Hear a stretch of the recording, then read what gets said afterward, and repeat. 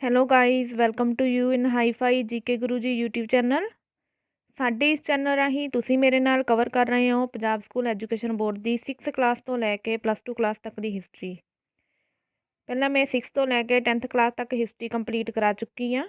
ਜ਼ਰੂਰੀ ਨਹੀਂ ਕਿ ਤੁਸੀਂ ਸਿਰਫ +1 ਕਲਾਸ ਦੀਆਂ ਵੀਡੀਓਜ਼ 'ਤੇ ਡਿਪੈਂਡ ਰਹਿਣਾ ਵਾ। 6th ਤੋਂ ਲੈ ਕੇ +2 ਕਲਾਸ ਤੱਕ ਦੀ ਜਿੰਨੀ ਵੀ ਹਿਸਟਰੀ ਕਰਵਾਉਂਗੀ ਸਾਰੀ ਨੂੰ ਧਿਆਨ ਨਾਲ ਕਵਰ ਕਰਨਾ ਵਾ। ਉਹਨਾਂ ਵੀਡੀਓਜ਼ ਨੂੰ ਵੀ ਜ਼ਰੂਰ ਦੇਖੋ।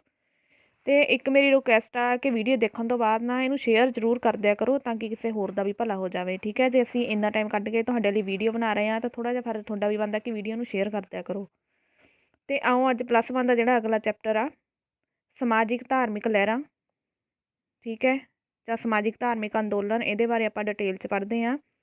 ਦੇਖੋ, ਮੱਧਕਾਲੀਨ ਭਾਰਤ ਦੇ ਇਤਿਹਾਸ ਵਿੱਚ ਕੀ ਹੋਇਆ ਕਿ ਮੁਸਲਮਾਨ ਅਤੇ ਹਿੰਦੂ ਸਮਾਜ ਜਿਹੜਾ ਸੀਗਾ, ਠੀਕ ਆ, ਉਹਦੇ ਵਿੱਚ ਕਾਫੀ ਮਹੱਤਵਪੂਰਨ ਤਬਦੀਲੀਆਂ ਆਈਆਂ ਸੀਗੀਆਂ। ਇਸ ਸਮੇਂ ਦੌਰਾਨ ਕੀ ਹੋਇਆ ਵੀ ਇਸਲਾਮ ਧਰਮ ਵਿੱਚ ਸੂਫੀ ਲਹਿਰ ਅਤੇ ਹਿੰਦੂ ਧਰਮ ਵਿੱਚ ਭਗਤੀ ਲਹਿਰ ਚੱਲ ਪਈ ਸੀਗੀ। ਇਹ ਜਿਹੜੀਆਂ ਲਹਿਰਾਂ ਚੱਲੀਆਂ ਸੀਗੀਆਂ ਇਹ ਭਾਰਤੀ ਸਮਾਜ ਨੂੰ ਇੱਕ ਨਵਾਂ ਰੂਪ ਪ੍ਰਦਾਨ ਕਰਨ ਵਿੱਚ ਕਾਫੀ ਹੱਦ ਤੱਕ ਸਫਲ ਰਹੀਆਂ ਸੀਗੀਆਂ। ਠੀਕ ਹੈ, ਮੱਧਕਾਲੀਨ ਸਮਾਜਿਕ ਧਾਰਮਿਕ ਅੰਦੋਲਨਾਂ ਦੇ ਸੰਬੰਧ ਵਿੱਚ ਕਹਿੰਦੇ ਜਾਣਕਾਰੀ ਪ੍ਰਾਪਤ ਕਰਨ ਦੇ ਬਹੁਤ ਸਾਰੇ ਸੋਮੇ ਉਪਲਬਧ ਨੇ। ਠੀਕ ਆ, ਇਹਨਾਂ ਵਿੱਚੋਂ ਗੁਰੂ ਗ੍ਰੰਥ ਸਾਹਿਬ ਜੀ ਆ ਜਿਹੜੇ ਉਹਨਾਂ ਨੂੰ ਪ੍ਰਮੁੱਖ ਸਥਾਨ ਪ੍ਰਾਪਤ ਆ। ਗੁਰੂ ਗ੍ਰੰਥ ਸਾਹਿਬ ਦਾ ਸੰਕਲਨ ਕਿਹਨੇ ਕੀਤਾ ਸੀ? ਗੁਰੂ ਅਰਜਨ ਦੇਵ ਜੀ ਨੇ। ਕਦੋਂ? 1604 ਈਸਵੀ ਦੇ ਵਿੱਚ। ਠੀਕ ਆ, ਇਹਦੇ ਵਿੱਚ ਬਹੁਤ ਸਾਰੇ ਭਗਤਾਂ ਅਤੇ ਸੰਤਾਂ ਦੀ ਬਾਣੀ ਵੀ ਦਰਜ ਆ ਗੁਰੂਆਂ ਦੇ ਨਾਲ ਨਾਲ। ਫਿਰ ਕਬੀਰ ਜੀ ਦੁਆਰਾ ਲਿਖੀ ਗਈ ਬੀਜਕ ਹੋ ਗਿਆ, ਨਾਵਦਾਸ ਦੀ ਭਗਤਮਾਲ ਹੋ ਗਿਆ, ਦਾਤਾ ਗੰਜ ਬਖਸ਼ ਦੀ ਖੁਸ਼ ਉਲ ਮਹਿਜੂਬ ਹੋ ਗਿਆ। ਇਹ ਸਾਰੀਆਂ ਪੁਸਤਕਾਂ ਨੇ ਜਿਹੜੀਆਂ ਸਾਨੂੰ ਮੱਧਕਾਲੀਨ ਸਮੇਂ ਦੇ ਸਮਾਜਿਕ ਅਤੇ ਧਾਰਮਿਕ ਜੀਵਨ ਦੀ ਜਾਣਕਾਰੀ ਦਿੰਦੀਆਂ ਨੇ। ਬਹੁਤ ਮੁੱਲੇ ਸੋਮੇ ਨੇ ਉਸ ਟਾਈਮ ਦੇ ਇਹ। ਠੀਕ ਹੈ, ਫਿਰ ਸਮਕਾਲੀਨ ਇਤਿਹਾਸਿਕ ਅਤੇ ਜਿਹੜੀਆਂ ਸਾਹਿਤਿਕ ਰਚਨਾਵਾਂ ਨੇ ਜਾਂ ਮਕਬਰੇ ਨੇ ਜਾਂ ਜਿਹੜੀਆਂ ਦਰਗਾਹਾਂ ਬਣੀਆਂ ਨੇ ਇਹਨਾਂ ਦੇ ਨਾਲ ਨਾਲ ਉਹਨਾਂ ਤੋਂ ਵੀ ਸਾਨੂੰ ਸਮਾਜਿਕ ਧਾਰਮਿਕ ਅੰਦੋਲਨਾਂ ਦੇ ਬਾਰੇ ਮਹੱਤਵਪੂਰਨ ਜਾਣਕਾਰੀ ਮਿਲਦੀ ਆ। ਅਤੇ ਆਓ ਇਹਦੇ ਨਾਲ ਰਿਲੇਟਡ ਕੁਐਸਚਨ ਆਪਾਂ ਸ਼ੁਰੂ ਕਰਦੇ ਹਾਂ। ਕਿਹੜੇ ਕਾਲ ਵਿੱਚ ਭਾਰਤ ਦੇ ਇਤਿਹਾਸ ਵਿੱਚ ਮੁਸਲਿਮ ਅਤੇ ਹਿੰਦੂ ਸਮਾਜ ਵਿੱਚ ਕਈ ਮਹੱਤਵਪੂਰਨ ਤਬਦੀਲੀਆਂ ਆਈਆਂ? ਮੱਧਕਾਲੀਨ ਕਾਲ ਦੇ ਵਿੱਚ। ਮੱਧਕਾਲੀਨ ਸਮੇਂ ਦੌਰਾਨ ਇਸਲਾਮ ਧਰਮ ਵਿੱਚ ਕਿਹੜੀ ਲਹਿਰ ਚੱਲੀ? ਸੂਫੀ ਲਹਿਰ। ਮੱਧਕਾਲੀਨ ਸਮੇਂ ਦੌਰਾਨ ਹਿੰਦੂ ਧਰਮ ਵਿੱਚ ਕਿਹੜੀ ਲਹਿਰ ਚੱਲੀ? ਭਗਤੀ ਲਹਿਰ। ਇਹਨਾਂ ਲਹਿਰਾਂ ਨਾਲ ਭਾਰਤੀ ਸਮਾਜ ਵਿੱਚ ਕੀ ਤਬਦੀਲੀ ਆਈ? ਸਮਾਜ ਨੂੰ ਇੱਕ ਨਵਾਂ ਰੂਪ ਪ੍ਰਦਾਨ ਕੀਤਾ ਗਿਆ ਇਹਨਾਂ ਲਹਿਰਾਂ ਦੇ ਦੁਆਰਾ। ਕਿਉਂਕਿ ਦੇਖੋ, ਨਵਾਂ ਰੂਪ ਕਿਵੇਂ ਪ੍ਰਦਾਨ ਕੀਤਾ ਕਿ ਸਮਾਜ ਵਿੱਚ ਕੁਛ ਬੁਰਾਈਆਂ ਪ੍ਰਚਲਿਤ ਸੀਗੀਆਂ, ਉਹਨਾਂ ਬੁਰਾਈਆਂ ਦਾ ਖੰਡਨ ਵੀ ਕਰਦੇ ਸੀਗੇ ਇਹ ਧਾਰਮਿਕ ਵਿਕਾਸ ਦੇ ਨਾਲ ਨਾਲ। ਮੱਧਕਾਲ ਵਿੱਚ ਸਮਾਜਿਕ ਧਾਰਮਿਕ ਅੰਦੋਲਨਾਂ ਦੀ ਜਾਣਕਾਰੀ ਦੇਣ ਵਾਲੇ ਮੁੱਖ ਸੋਮੇ ਕਿਹੜੇ ਹਨ? ਹਾਂਜੀ, ਮੁੱਖ ਸੋਮੇ ਦੇਖ ਲੈਂਦੇ ਹਾਂ। ਪਹਿਲਾ ਨੰਬਰ 'ਤੇ ਕਬੀਰ ਦੀ ਬੀਜਕ, ਨਾਵਦਾਸ ਦੀ ਭਗਤਮਾਲਾ, ਦਾਤਾ ਗੰਜ ਬਖਸ਼ ਦੀ ਖਸ਼ ਉਲ ਮਹਿਜੂਬ। ਅੱਗੇ ਕੰਟੀਨਿਊ ਕਰਦੇ ਹਾਂ। ਮੱਧਕਾਲੀਨ ਸਮਾਜਿਕ ਧਾਰਮਿਕ ਅੰਦੋਲਨਾਂ 'ਤੇ ਚਾਨਣਾ ਪਾਉਣ ਵਾਲੇ ਮਹੱਤਵਪੂਰਨ ਸੋਮੇ ਕਿਹੜੇ ਹਨ? ਸਮਕਾਲੀਨ ਇਤਿਹਾਸਿਕ ਅਤੇ ਸਾਹਿਤਿਕ ਰਚਨਾਵਾਂ, ਮਕਬਰੇ ਅਤੇ ਦਰਗਾਹਾਂ ਆਦਿ। ਇਹ ਸਾਰੇ ਸੋਮੇ ਨੇ ਜਿਨ੍ਹਾਂ ਤੋਂ ਆਪਾਂ ਨੂੰ ਇਨਫੋਰਮੇਸ਼ਨ ਮਿਲਦੀ ਹੈ ਉਸ ਟਾਈਮ ਦੀ। ਮੱਧਕਾਲ ਵਿੱਚ ਸਮਾਜਿਕ ਧਾਰਮਿਕ ਅੰਦੋਲਨਾਂ ਦੀ ਜਾਣਕਾਰੀ ਦੇਣ ਵਾਲਾ ਸਭ ਤੋਂ ਮਹੱਤਵਪੂਰਨ ਸੋਮਾ ਕਿਹੜਾ ਹੈ? ਗੁਰੂ ਗ੍ਰੰਥ ਸਾਹਿਬ ਜੀ। ਗੁਰੂ ਗ੍ਰੰਥ ਸਾਹਿਬ ਜੀ ਦਾ ਸੰਕਲਨ ਕਦੋਂ ਕੀਤਾ ਗਿਆ? 1604 ਈਸਵੀ ਦੇ ਵਿੱਚ ਗੁਰੂ ਗ੍ਰੰਥ ਸਾਹਿਬ ਜੀ ਦਾ ਸੰਕਲਨ ਕੀਤਾ ਗਿਆ। ਸ਼੍ਰੀ ਗੁਰੂ ਗ੍ਰੰਥ ਸਾਹਿਬ ਜੀ ਦਾ ਸੰਕਲਨ ਕਿਹੜੇ ਗੁਰੂ ਜੀ ਨੇ ਕੀਤਾ? ਗੁਰੂ ਅਰਜਨ ਦੇਵ ਜੀ ਨੇ। ਬੀਜਕ ਕਿਸ ਦੁਆਰਾ ਲਿਖੀ ਗਈ ਹੈ? ਕਬੀਰ ਦੁਆਰਾ। ਦਿੱਲੀ ਸਲਤਨਤ ਕਾਲ ਵਿੱਚ ਸਭ ਤੋਂ ਜ਼ਿਆਦਾ ਤਬਦੀਲੀਆਂ ਕਿਹੜੇ ਵਰਗ ਵਿੱਚ ਆਈਆਂ? ਸ਼ਾਸਕ ਵਰਗ ਦੇ ਵਿੱਚ ਜਿਹੜੀਆਂ ਸੀ ਸਭ ਤੋਂ ਵੱਧ ਤਬਦੀਲੀਆਂ ਆਈਆਂ ਸੀਗੀਆਂ। ਦੇਖੋ, ਕੀ ਹੋਇਆ ਸੀ ਕਿ ਹੁਣ ਰਾਜਪੂਤਾਂ ਦੀ ਥਾਂ 'ਤੇ ਸ਼ਾਸਕ ਵਰਗ ਵਿੱਚ ਬਹੁਤ ਗਿਣਤੀ ਕਿਹਨਾਂ ਦੀ ਹੋ ਗਈ? ਤੁਰਕਾਂ ਅਤੇ ਅਫਗਾਨਾਂ ਦੀ ਹੋ ਗਈ ਸੀਗੀ। ਠੀਕ ਆ, ਇਹਨਾਂ ਤੋਂ ਇਲਾਵਾ ਅਰਬ ਹੋ ਗਏ, ਇਰਾਨੀ ਹੋ ਗਏ, ਮੰਗੋਲ ਹੋ ਗਏ, ਅਫਰੀਕੀ ਹੋ ਗਏ। ਇਹ ਸਾਰੇ ਜਿਹੜੇ ਅਮੀਰ ਸੀ ਇਹਨਾਂ ਦਾ ਸ਼ਾਸਕ ਵਰਗ ਵਿੱਚ ਸ਼ਾਮਿਲ ਹੋ ਗਏ ਸੀਗੇ ਇਹ। ਪਰ ਕੀ ਸੀਗਾ ਕਿ ਇਹ ਸਾਰੇ ਜਿਹੜੇ ਸੀਗੇ ਆਬਾਸੀ ਪ੍ਰਸ਼ਾਸਕ ਤੋਂ ਇਲਾਵਾ ਨਹੀਂ ਸੀਗੇ, ਮਤਲਬ ਜਿਵੇਂ ਆਪਾਂ ਕਹਿ ਦਈਏ ਵੀ ਪੱਕੇ ਇੱਥੋਂ ਦੇ ਵਾਸੀ ਨਹੀਂ ਸੀਗੇ। ਠੀਕ ਆ, ਇਹ ਕੀ ਸੀਗੇ? ਇਹਨਾਂ ਵਿੱਚ ਕੁਛ ਵਪਾਰੀ ਵੀ ਸੀ, ਲੇਖਕ ਸੀਗੇ, ਧਾਰਮਿਕ ਪੁਰਖ ਸੀਗੇ ਜਿਵੇਂ ਉਲਮਾ ਅਤੇ ਸੂਫੀ ਹੋ ਗਏ। ਇਹ ਸਾਰੇ ਜਿਹੜੇ ਸੀ ਇਹਨਾਂ ਵਿੱਚ ਸ਼ਾਮਿਲ ਸੀਗੇ ਸ਼ਾਸਕ ਵਰਗ ਦੇ ਵਿੱਚ। ਅੱਗੇ ਹੈ, ਦਿੱਲੀ ਸਲਤਨਤ ਦਾ ਭਾਰਤੀ ਸਮਾਜ ਕਿਹੜੇ ਦੋ ਵਰਗਾਂ ਵਿੱਚ ਵੰਡਿਆ ਹੋਇਆ ਸੀ? ਹਿੰਦੂ ਅਤੇ ਮੁਸਲਮਾਨ। ਸ਼ਾਸਕ ਵਰਗ ਵਿੱਚ ਕਿਹੜੇ ਅਮੀਰ ਸ਼ਾਮਿਲ ਸਨ? ਤੁਰਕ ਹੋ ਗਿਆ, ਅਫਗਾਨ ਹੋ ਗਿਆ, ਅਰਬ ਹੋ ਗਏ, ਇਰਾਨੀ ਹੋ ਗਏ, ਮੰਗੋਲ, ਅਫਰੀਕੀ। ਇਹ ਸਾਰੇ ਜਿਹੜੇ ਸੀਗੇ ਸ਼ਾਸਕ ਵਰਗ ਦੇ ਵਿੱਚ ਸ਼ਾਮਿਲ ਸੀਗੇ। ਠੀਕ ਆ, ਇਹ ਤੋਂ ਬਿਨਾਂ ਤੁਹਾਨੂੰ ਮੈਂ ਜਿਹੜੇ ਹੋਰ ਦੱਸ ਜਿਵੇਂ ਵਪਾਰੀ ਹੋ ਗਏ, ਲੇਖਕ ਹੋ ਗਏ, ਧਾਰਮਿਕ ਪੁਰਖ ਹੋ ਗਏ, ਉਲਮਾ ਅਤੇ ਸੂਫੀ ਸੇਖ ਆ ਗਏ ਜਿਹੜੇ ਇਹਦੇ ਵਿੱਚ, ਉਹ ਵੀ ਜਿਹੜੇ ਨੇ ਇਹਦੇ ਵਿੱਚ ਸ਼ਾਮਿਲ ਸੀਗੇ। ਫਿਰੋਜ਼ ਸ਼ਾਹ ਤੁਗਲਕ ਦੇ ਤੁਗਲਕ ਨੇ ਕਿੰਨੇ ਗੁਲਾਮ ਇਕੱਠੇ ਕਰ ਲਏ ਸਨ? 1,80,000 ਗੁਲਾਮ ਆ ਜਿਹੜੇ ਫਿਰੋਜ਼ ਸ਼ਾਹ ਤੁਗਲਕ ਨੇ ਇਕੱਠੇ ਕਰ ਲਏ ਸੀਗੇ। ਮੁਸਲਿਮ ਸਮਾਜ ਵਿੱਚ ਹੋਰ ਕਿਹੜੇ ਮਹੱਤਵਪੂਰਨ ਵਿਅਕਤੀ ਸ਼ਾਮਿਲ ਸਨ? ਵਪਾਰੀ, ਲੇਖਕ, ਧਾਰਮਿਕ ਪੁਰਖ ਕਿਹੜੇ ਨੇ? ਉਲਮਾ ਤੇ ਸੂਫੀ ਸੇਖ। ਸ਼ਹਿਰਾਂ ਵਿੱਚ ਕਿਹੜੇ ਲੋਕਾਂ ਨੇ ਇਸਲਾਮ ਧਰਮ ਸਵੀਕਾਰ ਕਰ ਲਿਆ? ਸ਼ਿਲਪਕਾਰਾਂ ਨੇ। ਪਿੰਡਾਂ ਵਿੱਚ ਕਿਹੜੇ ਲੋਕਾਂ ਨੇ ਇਸਲਾਮ ਧਰਮ ਸਵੀਕਾਰ ਕਰ ਲਿਆ? ਕਾਸ਼ਤਕਾਰਾਂ ਨੇ। ਦੇਖੋ ਜਿਹੜਾ ਹੁਣ ਇਸਲਾਮ ਧਰਮ ਸੀਗਾ ਸਾਰੀ ਮਤਲਬ ਤਕਰੀਬਨ ਕੀ ਸੀਗਾ ਕਿ ਸਵੀਕਾਰ ਕਰੀ ਜਾਂਦੇ ਸੀਗੇ। ਸ਼ਹਿਰਾਂ ਵਿੱਚ ਸ਼ਿਲਪਕਾਰ ਹੋ ਗਏ, ਪਿੰਡਾਂ ਵਿੱਚ ਕਾਸ਼ਤਕਾਰ ਹੋ ਗਏ, ਇਹਨਾਂ ਨੇ ਕੀ ਸੀਗਾ ਇਸਲਾਮ ਧਰਮ ਨੂੰ ਸਵੀਕਾਰ ਕਰ ਲਿਆ ਸੀ। ਇਸ ਤਰ੍ਹਾਂ ਜਿਹੜਾ ਇਸਲਾਮ ਧਰਮ ਦੇ ਪੈਰੋਕਾਰ ਜਿਹੜੇ ਸੀ ਦਿਨੋਂ ਦਿਨ ਉਹਨਾਂ ਵਿੱਚ ਵਾਧਾ ਹੁੰਦਾ ਗਿਆ ਅਤੇ ਗੁਲਾਮੀ ਦੀ ਪ੍ਰਥਾ ਦੇ ਕਾਰਨ ਵੀ ਕੀ ਸੀਗਾ ਵੀ ਇੱਕ ਨਵਾਂ ਵਰਗ ਵੀ ਪੈਦਾ ਹੋ ਗਿਆ। ਠੀਕ ਆ, ਜਿਵੇਂ ਆਪਾਂ ਪੜ੍ਹਿਆ ਕਿ ਫਿਰੋਜ਼ ਸ਼ਾਹ ਜਿਹੜਾ ਤੁਗਲਕ ਸੀਗਾ ਉਹਦੇ ਟਾਈਮ ਦੇ ਵਿੱਚ 1,80,000 ਗੁਲਾਮ ਜਿਹੜੇ ਸੀ ਉਹ ਇਕੱਠੇ ਕਰ ਲਏ ਸੀ ਉਹਨੇ। ਧੰਦਿਆਂ ਅਤੇ ਨਸਲਾਂ ਦੇ ਆਧਾਰ 'ਤੇ ਵੀ ਕਹਿੰਦੇ ਮੁਸਲਮਾਨਾਂ ਵਿੱਚ ਕਾਫੀ ਭਿੰਨਤਾ ਆ ਗਈ ਸੀਗੀ ਇਸ ਟਾਈਮ ਦੇ ਵਿੱਚ। ਮੱਧਕਾਲ ਵਿੱਚ ਹਿੰਦੂ ਰਾਜਿਆਂ ਦਾ ਸ਼ਾਸਨ ਕਿੱਥੇ ਸੀ? ਹਿੰਦੂ ਰਾਜਿਆਂ ਦਾ ਜਿਹੜਾ ਸ਼ਾਸਨ ਸੀਗਾ ਉਹ ਵਿਜੇਨਗਰ ਅਤੇ ਰਾਜਸਥਾਨ ਦੇ ਵਿੱਚ ਸੀ। ਦੇਖੋ ਕੀ ਹੋਇਆ ਕਿ ਮੁਸਲਿਮ ਸਮਾਜ ਵਿੱਚ ਤਬਦੀਲੀਆਂ ਦਾ ਭਾਰਤੀ ਸਮਾਜ 'ਤੇ ਕਾਫੀ ਪ੍ਰਭਾਵ ਪਿਆ, ਪਰ ਭਾਰਤ ਦੇ ਜਿਹੜੇ ਜ਼ਿਆਦਾਤਰ ਭਾਗਾਂ ਵਿੱਚ ਰਾਜਪੂਤਾਂ ਅਤੇ ਪੁਰਾਣੇ ਸ਼ਾਸਕ ਜਿਹੜੇ ਸੀਗੇ, ਠੀਕ ਆ, ਉਹ ਵੀ ਉਹਨਾਂ ਦੀ ਥਾਂ 'ਤੇ ਹੁਣ ਨਵੇਂ ਜਿਹੜੇ ਸ਼ਾਸਕ ਸੀਗੇ ਉਹ ਹੋਂਦ ਵਿੱਚ ਆਉਣ ਲੱਗ ਗਿਆ ਸੀ, ਨਵਾਂ ਸ਼ਾਸਕ ਵਰਗ। ਜਿਵੇਂ ਆਪਾਂ ਇੱਥੇ ਹੁਣ ਪੜ੍ਹਿਆ ਵਾ ਕਿ ਮੱਧਕਾਲ ਵਿੱਚ ਹਿੰਦੂ ਰਾਜਿਆਂ ਦਾ ਸ਼ਾਸਨ ਕਿੱਥੇ ਸੀਗਾ, ਜਿਵੇਂ ਵਿਜੇਨਗਰ ਅਤੇ ਰਾਜਸਥਾਨ ਹੋ ਗਿਆ। ਠੀਕ ਆ, ਇੱਥੇ ਵੀ ਹਿੰਦੂ ਰਾਜਿਆਂ ਦਾ ਸ਼ਾਸਨ ਸੀਗਾ। ਇਹਨਾਂ ਤੋਂ ਇਲਾਵਾ ਬਹੁਤ ਸਾਰੇ ਰਾਜਪੂਤ ਸਲਤਨਤ ਨਾਲ ਸਾਮਤਾ ਜਾਂ ਅਧੀਨ ਰਾਜਿਆਂ ਦੇ ਰੂਪ ਨਾਲ ਵੀ ਸੰਬੰਧਿਤ ਸੀਗੇ। ਠੀਕ ਆ, ਇਹ ਉਹਨਾਂ ਦੇ ਅੰਡਰ ਜਿਹੜੇ ਸੀ ਕੰਮ ਕਰਦੇ ਸੀਗੇ ਮੁਗਲਾਂ ਦੇ।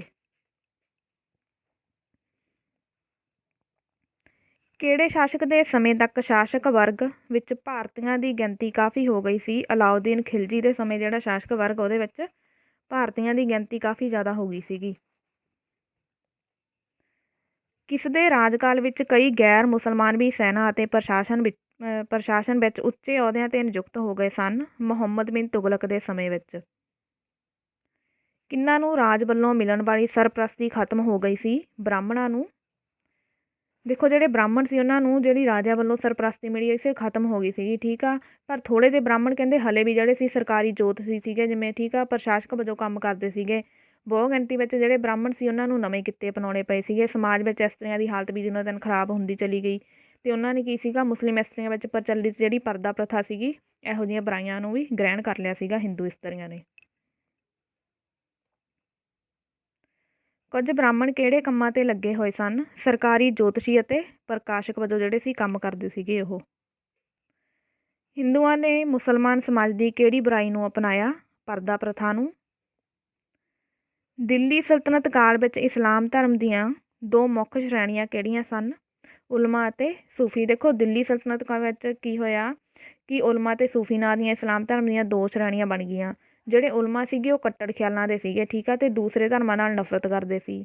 ਦੂਜੇ ਪਾਸੇ ਜਿਹੜੇ ਸੂਫੀ ਸੀਗੇ ਉਹ ਉਦਾਰ ਖਿਆਲਾਂ ਦੇ ਸੀਗੇ, ਉਹ ਸਾਰੇ ਧਰਮਾਂ ਦੇ ਪ੍ਰਤੀ ਕੀ ਸੀ ਸਹਿਣਸ਼ੀਲ ਨੀਤੀ ਅਪਣਾਉਂਦੇ ਸੀਗੇ ਅਤੇ ਉਹਨਾਂ ਨੇ ਆਪਣੇ ਪ੍ਰਚਾਰ ਰਾਹੀਂ ਕੀ ਸੀ ਹਿੰਦੂਆਂ ਅਤੇ ਮੁਸਲਮਾਨਾਂ ਵਿੱਚ ਆਪਸੀ ਭਾਈਚਾਰੇ ਦੀ ਭਾਵਨਾ ਨੂੰ ਮਜ਼ਬੂਤ ਕੀਤਾ। ਕਿਹਨਾਂ ਨੇ?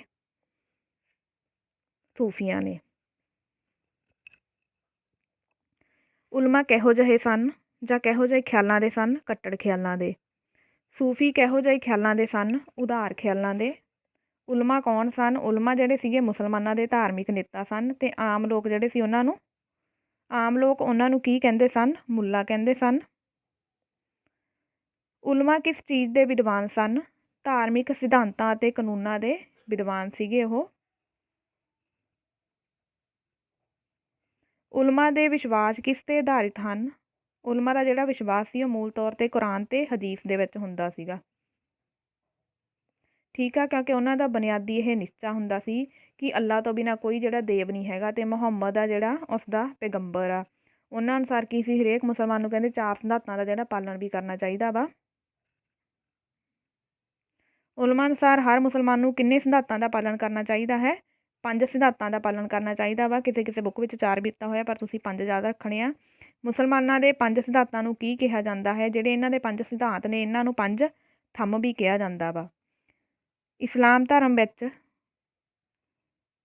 ਇੱਥੇ 4 ਦੀ ਜਗ੍ਹਾ 5 ਕਰ ਲਓ ਤੁਸੀਂ। 5 ਥੰਮ ਕਿਹੜੇ ਹਨ? ਠੀਕ ਹੈ, ਉਹ 5 ਥੰਮ ਦੱਸਦੀ ਹਾਂ। ਕਲਮਾ, ਨਮਾਜ਼, ਰੋਜ਼ਾ, ਜ਼ਕਾਤ ਅਤੇ ਹੱਜ। 5 ਥੰਮ ਨੇ ਮੁਸਲਿਮ ਧਰਮ ਵਿੱਚ। ਅੱਗੇ ਹੈ ਕਲਮਾ ਹਰ ਰੋਜ਼ ਕਿੰਨੀ ਵਾਰ ਪੜ੍ਹਨਾ ਪੈਂਦਾ ਹੈ? 5 ਵਾਰ। ਨਮਾਜ਼ ਹਰ ਰੋਜ਼ ਕਿੰਨੀ ਵਾਰ ਪੜ੍ਹੀ ਜਾਂਦੀ ਹੈ? 5 ਵਾਰ। ਰੋਜ਼ੇ ਕਿਹੜੇ ਮਹੀਨੇ ਰੱਖੇ ਜਾਂਦੇ ਹਨ? ਰਮਜ਼ਾਨ ਦੇ ਮਹੀਨੇ ਵਿੱਚ ਜਿਹੜੇ ਆ ਰੋਜ਼ੇ ਰੱਖੇ ਜਾਂਦੇ ਆ। ਮੁਸਲਮਾਨ ਆਪਣੀ ਕਮਾਈ ਦਾ ਕਿੰਨਾ ਹਿੱਸਾ ਬਤੌਰ ਜ਼ਕਾਤ ਦਿੰਦੇ ਹਨ? 2.5% ਹਿੱਸਾ ਵਾ ਜਿਹੜਾ ਉਹ ਜ਼ਕਾਤ ਦੇ ਰੂਪ ਵਿੱਚ ਦਿੰਦੇ ਆ। ਮੁਸਲਮਾਨ ਹੱਜ ਕਰਨ ਲਈ ਕਿੱਥੇ ਜਾਂਦੇ ਹਨ? ਮੱਕਾ ਵਿਖੇ। ਦੇਖੋ ਇਹ ਜਿਹੜੇ ਇਹਨਾਂ ਦੇ 5 ਥੰਮ ਸੀਗੇ ਇਹ ਉਹਨਾਂ ਨਾਲ ਰਿਲੇਟਡ ਹੀ ਕੁਐਸਚਨ ਆ। ਪਹਿਲਾਂ ਆਪਾਂ ਪੜ੍ਹਿਆ ਕਿ ਹਰੇਕ ਮੁਸਲਮਾਨ ਨੂੰ ਕੀ ਆ ਕਲਮਾ ਪੜ੍ਹਨਾ ਜ਼ਰੂਰੀ ਆ ਦਿਨ 'ਚ 5 ਵਾਰ, ਅਤੇ ਹਰੇਕ ਮੁਸਲਮਾਨ ਨੂੰ ਹਰ ਰੋਜ਼ 5 ਵਾਰੀ ਕੀ ਆ ਨਮਾਜ਼ ਪੜ੍ਹਨੀ ਚਾਹੀਦੀ ਆ। ਰਮਜ਼ਾਨ ਦੇ ਮਹੀਨੇ ਵਿੱਚ ਕੀ ਆ ਕਿ ਹਰੇਕ ਮੁਸਲਮਾਨ ਨੂੰ ਸੂਰਜ ਚੜ੍ਹਨ ਅਤੇ ਸੂਰਜ ਛਿਪਣ ਤੱਕ ਰੋਜ਼ਾ ਜਿਹਨੂੰ ਆਪਾਂ ਵਰਤ ਕਹਿ ਦਈਏ ਉਹ ਰੱਖਣਾ ਚਾਹੀਦਾ ਵਾ। ਅਤੇ ਹਰੇਕ ਮੁਸਲਮਾਨ ਨੂੰ ਕੀ ਆ ਆਪਣੀ ਨੇਕ ਕਮਾਈ ਦੇ ਵਿੱਚੋਂ ਜਿਹੜਾ 2.5% ਹਿੱਸਾ ਵਾ ਉਹ ਜ਼ਕਾਤ ਜਿਹੜਾ ਦਾਨ ਦੇਣਾ ਚਾਹੀਦਾ ਵਾ। ਠੀਕ ਆ, ਅਤੇ ਗਰੀਬਾਂ ਨੂੰ ਇਹ ਸਮਝ ਕੇ ਦਾਨ ਦੇਣਾ ਚਾਹੀਦਾ ਕਿ ਉਹ ਇਹ ਦਾਨ ਆ ਜਿਹੜਾ ਅੱਲਾ ਨੂੰ ਦੇ ਰਿਹਾ ਹੈ। ਅਤੇ ਹਰੇਕ ਜਿਹੜਾ ਮੁਸਲਮਾਨ ਆ ਉਹਨੂੰ ਆਪਣੇ ਜੀਵਨ ਵਿੱਚ ਘੱਟ ਤੋਂ ਘੱਟ 1 ਵਾਰ ਮੱਕਾ ਦੀ ਤੀਰਥ ਯਾਤਰਾ ਜ਼ਰੂਰ ਕਰਨੀ ਚਾਹੀਦੀ ਆ। ਇਹ ਨੇ 5 ਥੰਮ ਇਸਲਾਮ ਦੇ। ਅੱਗੇ ਹੈ ਧਾਰਮਿਕ ਮਾਮਲਿਆਂ ਵਿੱਚ ਸ਼ਾਸਕਾਂ ਦੇ ਮੁੱਖ ਸਲਾਹਕਾਰ ਕੌਣ ਸਨ? ਉਲਮਾ। ਧਰਮ ਤੋਂ ਇਲਾਵਾ ਉਲਮਾ ਹੋਰ ਕਿਹੜੇ ਖੇਤਰ ਵਿੱਚ ਕੰਮ ਕਰਦੇ ਸਨ? ਸਿੱਖਿਆ ਅਤੇ ਨਿਆਂ ਦੇ ਖੇਤਰ ਵਿੱਚ। ਕਿਹੜੀ ਮੁਸਲਿਮ ਸ਼੍ਰੇਣੀ ਦਾ ਸਮਾਜ ਵਿੱਚ ਬਹੁਤ ਆਦਰ ਕੀਤਾ ਜਾਂਦਾ ਸੀ? ਉਲਮਾ ਜਿਹੜੇ ਸੀ ਉਹਨਾਂ ਦਾ ਸਮਾਜ ਵਿੱਚ ਬਹੁਤ ਆਦਰ ਕੀਤਾ ਜਾਂਦਾ ਸੀਗਾ। ਅੱਗੇ ਹੈ ਉਲਮਾ ਨੂੰ ਪੈਗੰਬਰ ਦੇ ਵਾਰਿਸ ਕਿਸ ਨੇ ਆਖਿਆ ਹੈ? ਹਜ਼ਰਤ ਮੁਹੰਮਦ ਸਾਹਿਬ ਆ ਜਿਹੜੇ ਉਹਨਾਂ ਨੇ ਉਲਮਾ ਨੂੰ ਪੈਗੰਬਰ ਦੇ ਵਾਰਿਸ ਆਖਿਆ ਵਾ। ਉਲਮਾ ਜਿਹੜੇ ਆ ਉਹ ਬਹੁਤ ਕੱਟੜ ਸੀਗੇ। ਠੀਕ ਆ, ਅਤੇ ਉਹ ਦੂਸਰੇ ਧਰਮ ਦੇ ਪ੍ਰਤੀ ਨਫ਼ਰਤ ਦੀ ਭਾਵਨਾ ਰੱਖਦੇ ਸੀ। ਉਹਨਾਂ ਦੇ ਪ੍ਰਭਾਵ ਕਾਰਨ ਕੀ ਸੀਗਾ ਜਿਹੜੇ ਸ਼ਾਸਕ ਸੀਗੇ ਉਹਨਾਂ ਦੇ ਪ੍ਰਭਾਵ ਵਿੱਚ ਆਏ ਉਲਮਾ ਦੇ ਉਹਨਾਂ ਨੇ ਵੀ ਕੀ ਸੀਗਾ ਹਿੰਦੂਆਂ ਦੇ ਪ੍ਰਤੀ ਕਠੋਰ ਨੀਤੀ ਅਪਣਾਈ ਹੋਈ ਸੀਗੀ। ਅੱਗੇ ਹੈ ਉਲਮਾ ਨੂੰ ਪੈਗੰਬਰ ਦੇ ਵਾਰਿਸ ਕਿਸ ਨੇ ਕਿਹਾ? ਹਜ਼ਰਤ ਮੁਹੰਮਦ ਸਾਹਿਬ ਨੇ। ਦੂਸਰੇ ਧਰਮਾਂ ਪ੍ਰਤੀ ਉਲਮਾ ਦਾ ਰਵੱਈਆ ਕੀ ਸੀਗਾ? ਉਹ ਦੂਸਰੇ ਧਰਮਾਂ ਪ੍ਰਤੀ ਨਫ਼ਰਤ ਦੀ ਭਾਵਨਾ ਰੱਖਦੇ ਸਨ। ਕਿਹਨਾਂ ਦੇ ਪ੍ਰਭਾਵ ਕਰਕੇ ਸ਼ਾਸਕਾਂ ਨੇ ਹਿੰਦੂਆਂ ਪ੍ਰਤੀ ਠੋਸ ਨੀਤੀ ਅਪਣਾਈ? ਉਲਮਾ ਦੇ ਪ੍ਰਭਾਵ ਕਰਕੇ। ਇਸਲਾਮ ਧਰਮ ਦੀ ਇੱਕ ਹੋਰ ਮਹੱਤਵਪੂਰਨ ਸ਼੍ਰੇਣੀ ਕਿਹੜੀ ਸੀ? ਉਹ ਸੀਗੀ ਸੂਫੀ। ਠੀਕ ਆ, ਜਿਹੜੇ ਸੂਫੀ ਸੀਗੇ ਹੁਣ ਇਸਲਾਮ ਧਰਮ ਦੀ ਇਹ ਵੀ ਇੱਕ ਹੋਰ ਮਹੱਤਵਪੂਰਨ ਸ਼੍ਰੇਣੀ ਸੀਗੀ। ਉਹ ਜਿਹੜੇ ਸੀਗੇ ਸੇਖ ਜਾਂ ਪੀਰ ਦੇ ਨਾਂ ਨਾਲ ਵੀ ਜਾਣੇ ਜਾਂਦੇ ਸੀਗੇ। ਠੀਕ ਆ, ਉਹ ਇੱਕ ਅੱਲਾ ਵਿੱਚ ਵਿਸ਼ਵਾਸ ਰੱਖਦੇ ਸੀ, ਅੱਲਾ ਨੂੰ ਛੱਡ ਕੇ ਕਿਸੇ ਹੋਰ ਦੀ ਪੂਜਾ ਨਹੀਂ ਕਰਦੇ ਸੀਗੇ। ਉਹ ਇਹ ਤੋਂ ਬਿਨਾਂ ਕੀ ਸੀ ਉਹਨਾਂ ਦੇ ਅਕੋਰਡਿੰਗ ਕੀ ਸੀ ਵੀ ਜਿਹੜਾ ਅੱਲਾ ਵਾ ਉਹੀ ਸਰਬ ਸ਼ਕਤੀਮਾਨ ਆ, ਹਰ ਜਗ੍ਹਾ ਮੌਜੂਦ ਆ। ਅੱਲਾ ਨੂੰ ਪ੍ਰਾਪਤ ਕਰਨ ਦੇ ਲਈ ਕੀ ਆ ਉਹ ਪ੍ਰੇਮ ਭਾਵਨਾ ਦੇ ਉੱਤੇ ਜ਼ੋਰ ਦਿੰਦੇ ਸੀਗੇ। ਠੀਕ ਆ, ਅਤੇ ਦੂਸਰੇ ਧਰਮਾਂ ਦੇ ਪ੍ਰਤੀ ਵੀ ਕੀ ਸੀਗਾ ਉਹ ਸਹਿਣਸ਼ੀਲਤਾ ਦਾ ਰਵੱਈਆ ਰੱਖਦੇ ਸੀਗੇ। ਇਹਨਾਂ ਬਾਰੇ ਪੜ੍ਹਦੇ ਆਪਾਂ ਡਿਟੇਲ 'ਚ। ਸੂਫੀ ਕਿਸ ਵਿੱਚ ਵਿਸ਼ਵਾਸ ਰੱਖਦੇ ਸਨ? ਇੱਕ ਅੱਲਾ ਵਿੱਚ। ਅੱਲਾ ਪ੍ਰਤੀ ਸੂਫੀ ਸੰਤਾਂ ਦੇ ਕੀ ਵਿਚਾਰ ਸਨ? ਉਹ ਦੇਖਦੇ ਹਾਂ ਕਿ ਅੱਲਾ ਸਰਬ ਸ਼ਕਤੀਮਾਨ ਹੈ, ਅੱਲਾ ਹਰ ਜਗ੍ਹਾ ਮੌਜੂਦ ਹੈ। ਅੱਲਾ ਨੂੰ ਪ੍ਰਾਪਤ ਕਰਨ ਲਈ ਪ੍ਰੇਮ ਭਾਵਨਾ 'ਤੇ ਜ਼ੋਰ ਦਿੰਦੇ ਸਨ, ਅਤੇ ਉਹ ਕੀ ਆ ਧਰਮ ਦੇ ਬਾਹਰੀ ਦਿਖਾਵਿਆਂ ਵਿੱਚ ਵਿਸ਼ਵਾਸ ਨਹੀਂ ਰੱਖਦੇ ਸਨ ਜਿਹੜੇ ਸੂਫੀ ਸੀਗੇ। ਅੱਲਾ ਨੂੰ ਪ੍ਰਾਪਤ ਕਰਨ ਲਈ ਸੂਫੀ ਕਿਸ ਦਾ ਹੋਣਾ ਜ਼ਰੂਰੀ ਸਮਝਦੇ ਸਨ? ਪੀਰ ਜਾਂ ਗੁਰੂ ਦਾ ਹੋਣਾ ਜਿਹੜਾ ਸੀ ਜ਼ਰੂਰੀ ਸਮਝਿਆ ਜਾਂਦਾ ਸੀਗਾ। ਕਿਹੜੇ ਸੰਤ ਸੰਗੀਤ ਵਿੱਚ ਵਿਸ਼ਵਾਸ ਰੱਖਦੇ ਸਨ? ਜਿਹੜੇ ਸੂਫੀ ਸੰਤ ਸੀਗੇ ਉਹ ਸੰਗੀਤ ਵਿੱਚ ਵੀ ਵਿਸ਼ਵਾਸ ਰੱਖਦੇ ਸੀਗੇ। ਠੀਕ ਹੈ, ਕਵਾਲੀ ਦੀ ਪ੍ਰਥਾ ਕਿਸ ਨੇ ਚਲਾਈ? ਸੂਫੀਆਂ ਨੇ। ਇੰਪੋਰਟੈਂਟ ਕੁਐਸਚਨ ਹੈ ਕਿ ਕਵਾਲੀ ਦੀ ਪ੍ਰਥਾ ਵਾ ਜਿਹੜੀ ਉਹ ਕਵਾਲੀ ਗਾਉਣ ਦੀ ਪ੍ਰਥਾ ਕਿਹਨੇ ਚਲਾਈ ਆ? ਉਹ ਵੀ ਸੂਫੀਆਂ ਨੇ ਚਲਾਈ ਆ। ਸੂਫੀ ਆਪਣਾ ਮੁੱਖ ਕਰਤੱਵ ਕੀ ਸਮਝਦੇ ਸਨ? ਮਨੁੱਖਾਂ ਦੀ ਸੇਵਾ ਕਰਨੀ। ਸੂਫੀਆਂ ਦਾ ਕਿਹੜੀ ਪ੍ਰਥਾ ਵਿੱਚ ਕੋਈ ਵਿਸ਼ਵਾਸ ਨਹੀਂ ਸੀ? ਇਹ ਤੋਂ ਬਿਨਾਂ ਜਾਤੀ ਪ੍ਰਥਾ ਜਿਹੜੀ ਸੀਗੀ, ਠੀਕ ਆ, ਉਹਦੇ ਵਿੱਚ ਉਹਨਾਂ ਦਾ ਕੋਈ ਵਿਸ਼ਵਾਸ ਨਹੀਂ ਸੀਗੀ। ਉਹ ਜਾਤ ਪਾਤ ਦੇ ਕੀ ਸੀਗੇ ਵਿਰੁੱਧ ਸੀਗੇ ਪੂਰੀ ਤਰ੍ਹਾਂ। ਠੀਕ ਹੈ, ਅਤੇ ਦੂਸਰੇ ਧਰਮਾਂ ਦਾ ਵੀ ਕੀ ਸੀ ਸਤਿਕਾਰ ਕਰਦੇ ਸੀਗੇ। ਸੂਫੀਆਂ ਦਾ ਦੂਜੇ ਧਰਮਾਂ ਪ੍ਰਤੀ ਕੀ ਵਿਚਾਰ ਸੀ? ਉਹ ਦੂਜੇ ਧਰਮਾਂ ਦਾ ਸਤਿਕਾਰ ਕਰਦੇ ਸਨ। ਸੂਫੀ ਸਿੱਖਾਂ ਦੀ ਵਿਚਾਰਧਾਰਾ ਨੂੰ ਕੀ ਕਿਹਾ ਜਾਂਦਾ ਹੈ? ਤਸਵੁਫ। ਜਿਹੜੀ ਇਹਨਾਂ ਦੀ ਵਿਚਾਰਧਾਰਾ ਵਾ ਉਹਨੂੰ ਕੀ ਕਹਿੰਦੇ ਆ? ਤਸਵੁਫ ਦੇ ਨਾਮ ਨਾਲ ਜਾਣਿਆ ਜਾਂਦਾ ਵਾ। ਸੂਫੀਆਂ ਦੇ ਧਾਰਮਿਕ ਵਿਚਾਰਾਂ ਨੂੰ ਕੌਣ ਪਸੰਦ ਨਹੀਂ ਕਰਦਾ ਸੀ? ਜਿਹੜੇ ਮੁੱਲਾ ਸੀਗੇ ਹੁਣ ਉਹ ਸੂਫੀਆਂ ਦੀ ਧਾਰਮਿਕ ਜਿਹੜੀ ਵਿਚਾਰਧਾਰਾ ਸੀ ਉਹਨੂੰ ਪਸੰਦ ਨਹੀਂ ਕਰਦੇ ਸੀਗੇ, ਪਰ ਫਿਰ ਵੀ ਜਿਹੜੇ ਭਾਰਤ ਦੇ ਮੁਸਲਮਾਨ ਅਤੇ ਹਿੰਦੂਆਂ ਵਿੱਚ ਸੂਫੀ ਮਤ ਦਾ ਕਾਫੀ ਪ੍ਰਭਾਵ ਹੋਇਆ ਸੀਗਾ। ਅੱਗੇ ਹੈ ਸੂਫੀ ਸੰਤਾਂ ਨੂੰ ਕਿਸ ਨਾਮ ਨਾਲ ਜਾਣਿਆ ਜਾਂਦਾ ਹੈ? ਸੇਖ ਜਾਂ ਪੀਰ ਦੇ ਨਾਮ ਨਾਲ ਜਾਣਿਆ ਜਾਂਦਾ ਵਾ ਸੂਫੀ ਸੰਤਾਂ ਨੂੰ। ਸਿਲਸਿਲੇ ਤੋਂ ਕੀ ਭਾਵ ਹੈ?